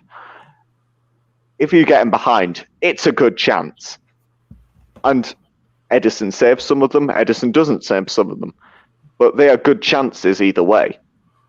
Tonight, bit different. Obviously, we've been probably on the back foot. Well, we've been on the back foot for most of the game. So tonight's a bit different. But overall, I'd say we face some of the highest quality chances in the league. And Edison does well in... I remember last year when I was on for most of the player ratings streams, it was always you'd see a lot of 6 or 7s, good with the ball, but not great, didn't have much to do. When he has stuff to do... about your player ratings. What's wrong with my player ratings? 1, 2, 1, 2. I do not give 1 and 2 ratings. I give very fair ratings, Martin. I'm sorry that I once gave Laporte a game where I gave him like a 2 and said it was his worst game in a City shirt. Because it was. And he's hardly played since, I'm sorry. Just for context, guys, the lowest I've ever given is a 4.5. You can see where. I gave Mendy a 0. Oh no, I think Zinchenko's got my worst ever rating of a 0.5, and I can't remember who that was against. It was the game where he gave the ball away and we got chipped from like the halfway line. Anyway, so I think Edison's the perfect keeper for our system. He'll make good saves every couple games. Overall, if it's a good chance, chances are they're going to score it. But that's how it is. If you have a good keeper, if you have a good shot stopper in there, they might save it. But are they going to give us everything Lloris? Are they going to give us? Is a Lloris going to give City as much as Edison can give us? I don't think so. So he's the perfect keeper for us. Sorry, I'm just right. Go on then, Jack. Well, apparently there's a huge 40-man punch up at Stamford Bridge at the minute. I had to swap the channel just to see what was going on, lads. Sorry. Apparently the managers, the subs, everyone's going at it at the minute. Oh, Stamford Bridge. I've been thinking about this for about a year or a bit longer. When have you last seen a game with Edison where you think, God, he's made save after save after save? A great point that Andy made about the Barcelona game with Joe Hart. That would have been 10-1 if he wasn't playing. I mean, the distribution, Edison, obviously, he's great for our style of play, but I just don't think his shot stopping. I always think, he could have done better with that one. He could have done better with that one. I think his shot stopping should improve. However, I can't complain about his distribution, the style of play, etc. I just can't remember a game where I've turned around and thought, wow, he's made save after save after save. He's kept us in that game. I've just never thought he's been that important in his shot stopping. It's almost like we've got another midfielder, another outfield player, but just in front of the goal. I just, from what I've seen of him, I've always been concerned on Edison from crosses about commanding his box. I don't think he's that good. When the ball's been pumped in the air, you could have when the crosses came in today. Every time you see that, he doesn't go out and get the ball. For me, he's a 6-yard box keeper with brilliant feet, and he has got brilliant feet. So you allow him to pass it, he can pass it anywhere. But you're told you have to sacrifice bits of it. There's a goal of the week where someone scored against him on his left hand side when in the near post, which I thought he should have done better with. His keeping is, shot stopping to me is no better than anybody else or no worse than anybody else. But his feet work are incredible. Joe Hart's last couple of years at City, he struggled on his left-hand side, low to his left-hand side, which he did. Even at Torino, when he went on loan to Torino, he just completely fell off.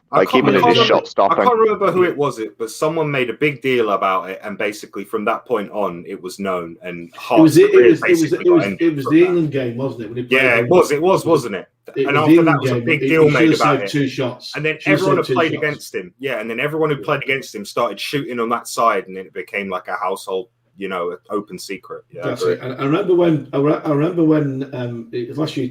last 2 seasons he had at City, he got dropped in both seasons. Pellegrini dropped him for about 4 or 5 games, if I remember rightly, because his form was poor. And then his last season he did the same. He dropped him for about 2 or 3 games because his form was poor.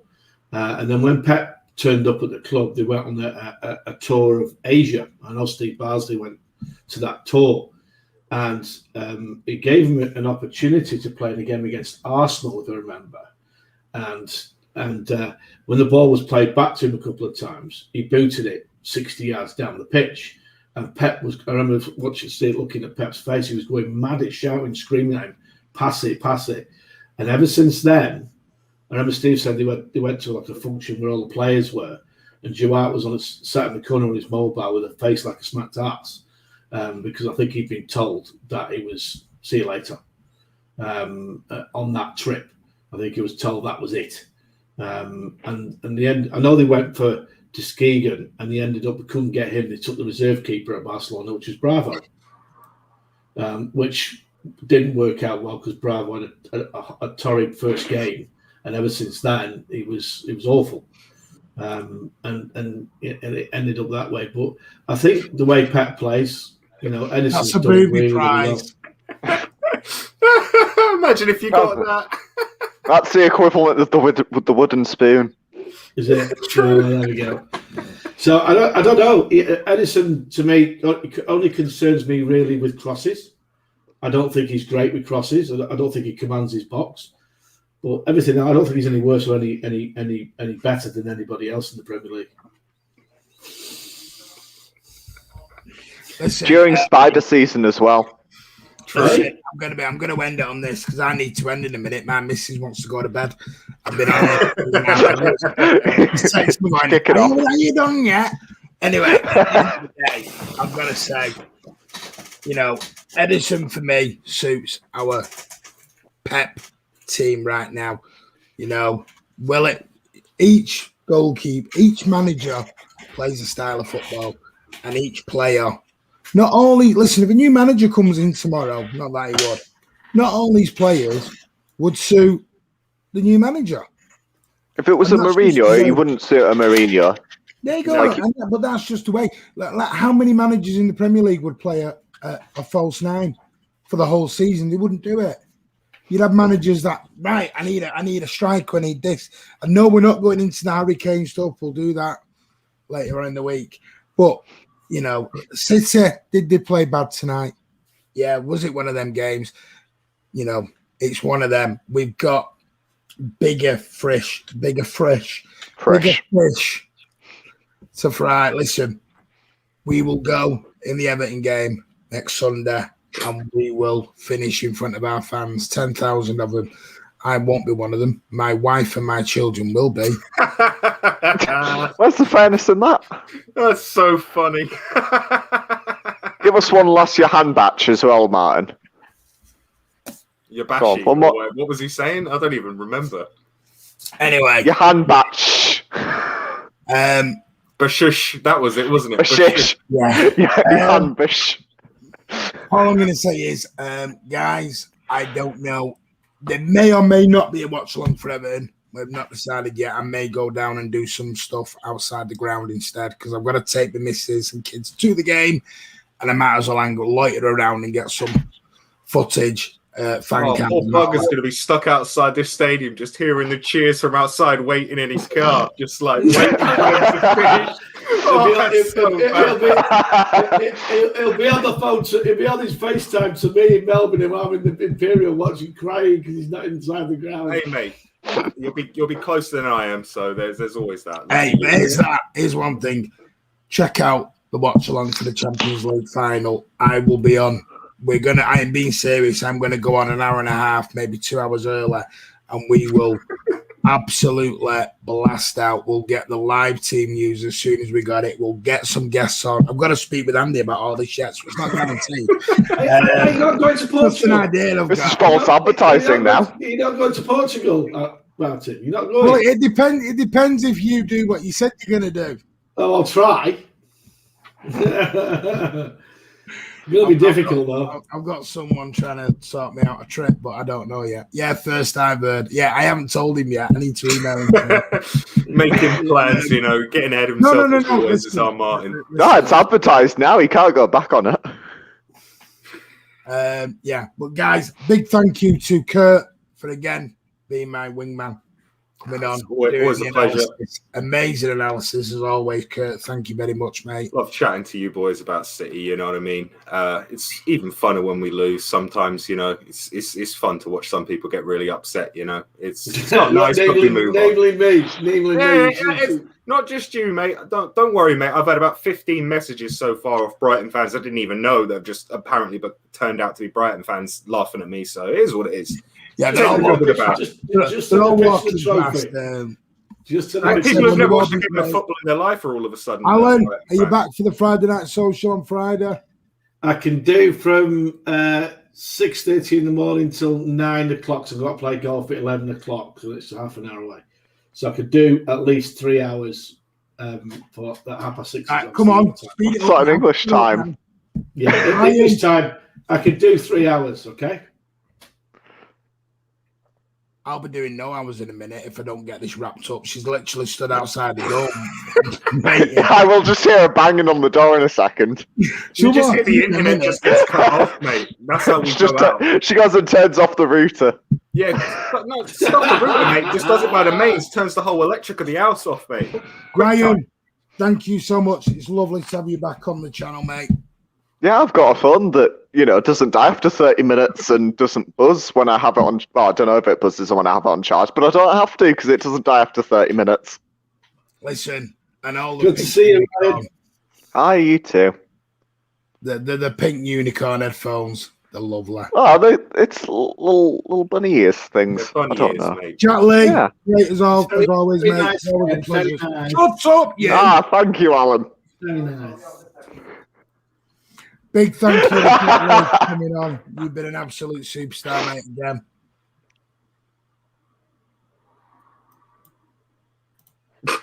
Oh, he's back. And, Oh. Are we having it in or not here? What's going on here? It ain't me, mate. Hands up. It ain't what's me. going Is this not you? It's not me doing it. I thought it was Martin. No. It's Andy. It's Andy. It's We're me, doing. mate. The ghost. It's very- I do like them. Them earphones are beautiful. I really know. Alan, big It was a thank good you. Christmas present. Oh, it's really Shut good. up. Yeah. Sorry. Alan, thank you for coming on. No problem, mate. I'm going to go now. Have a good week. I'll speak to you on the weekend. Okay. Cheerio. mate. Guys, City have not got what they wanted. Thank you to everyone in the comments for coming on. You've been superstars. Keep hitting those likes. Champions, champions, That's ole, right. ole, As always, ole. Champions, champions, ole, I'll see you ole, ole.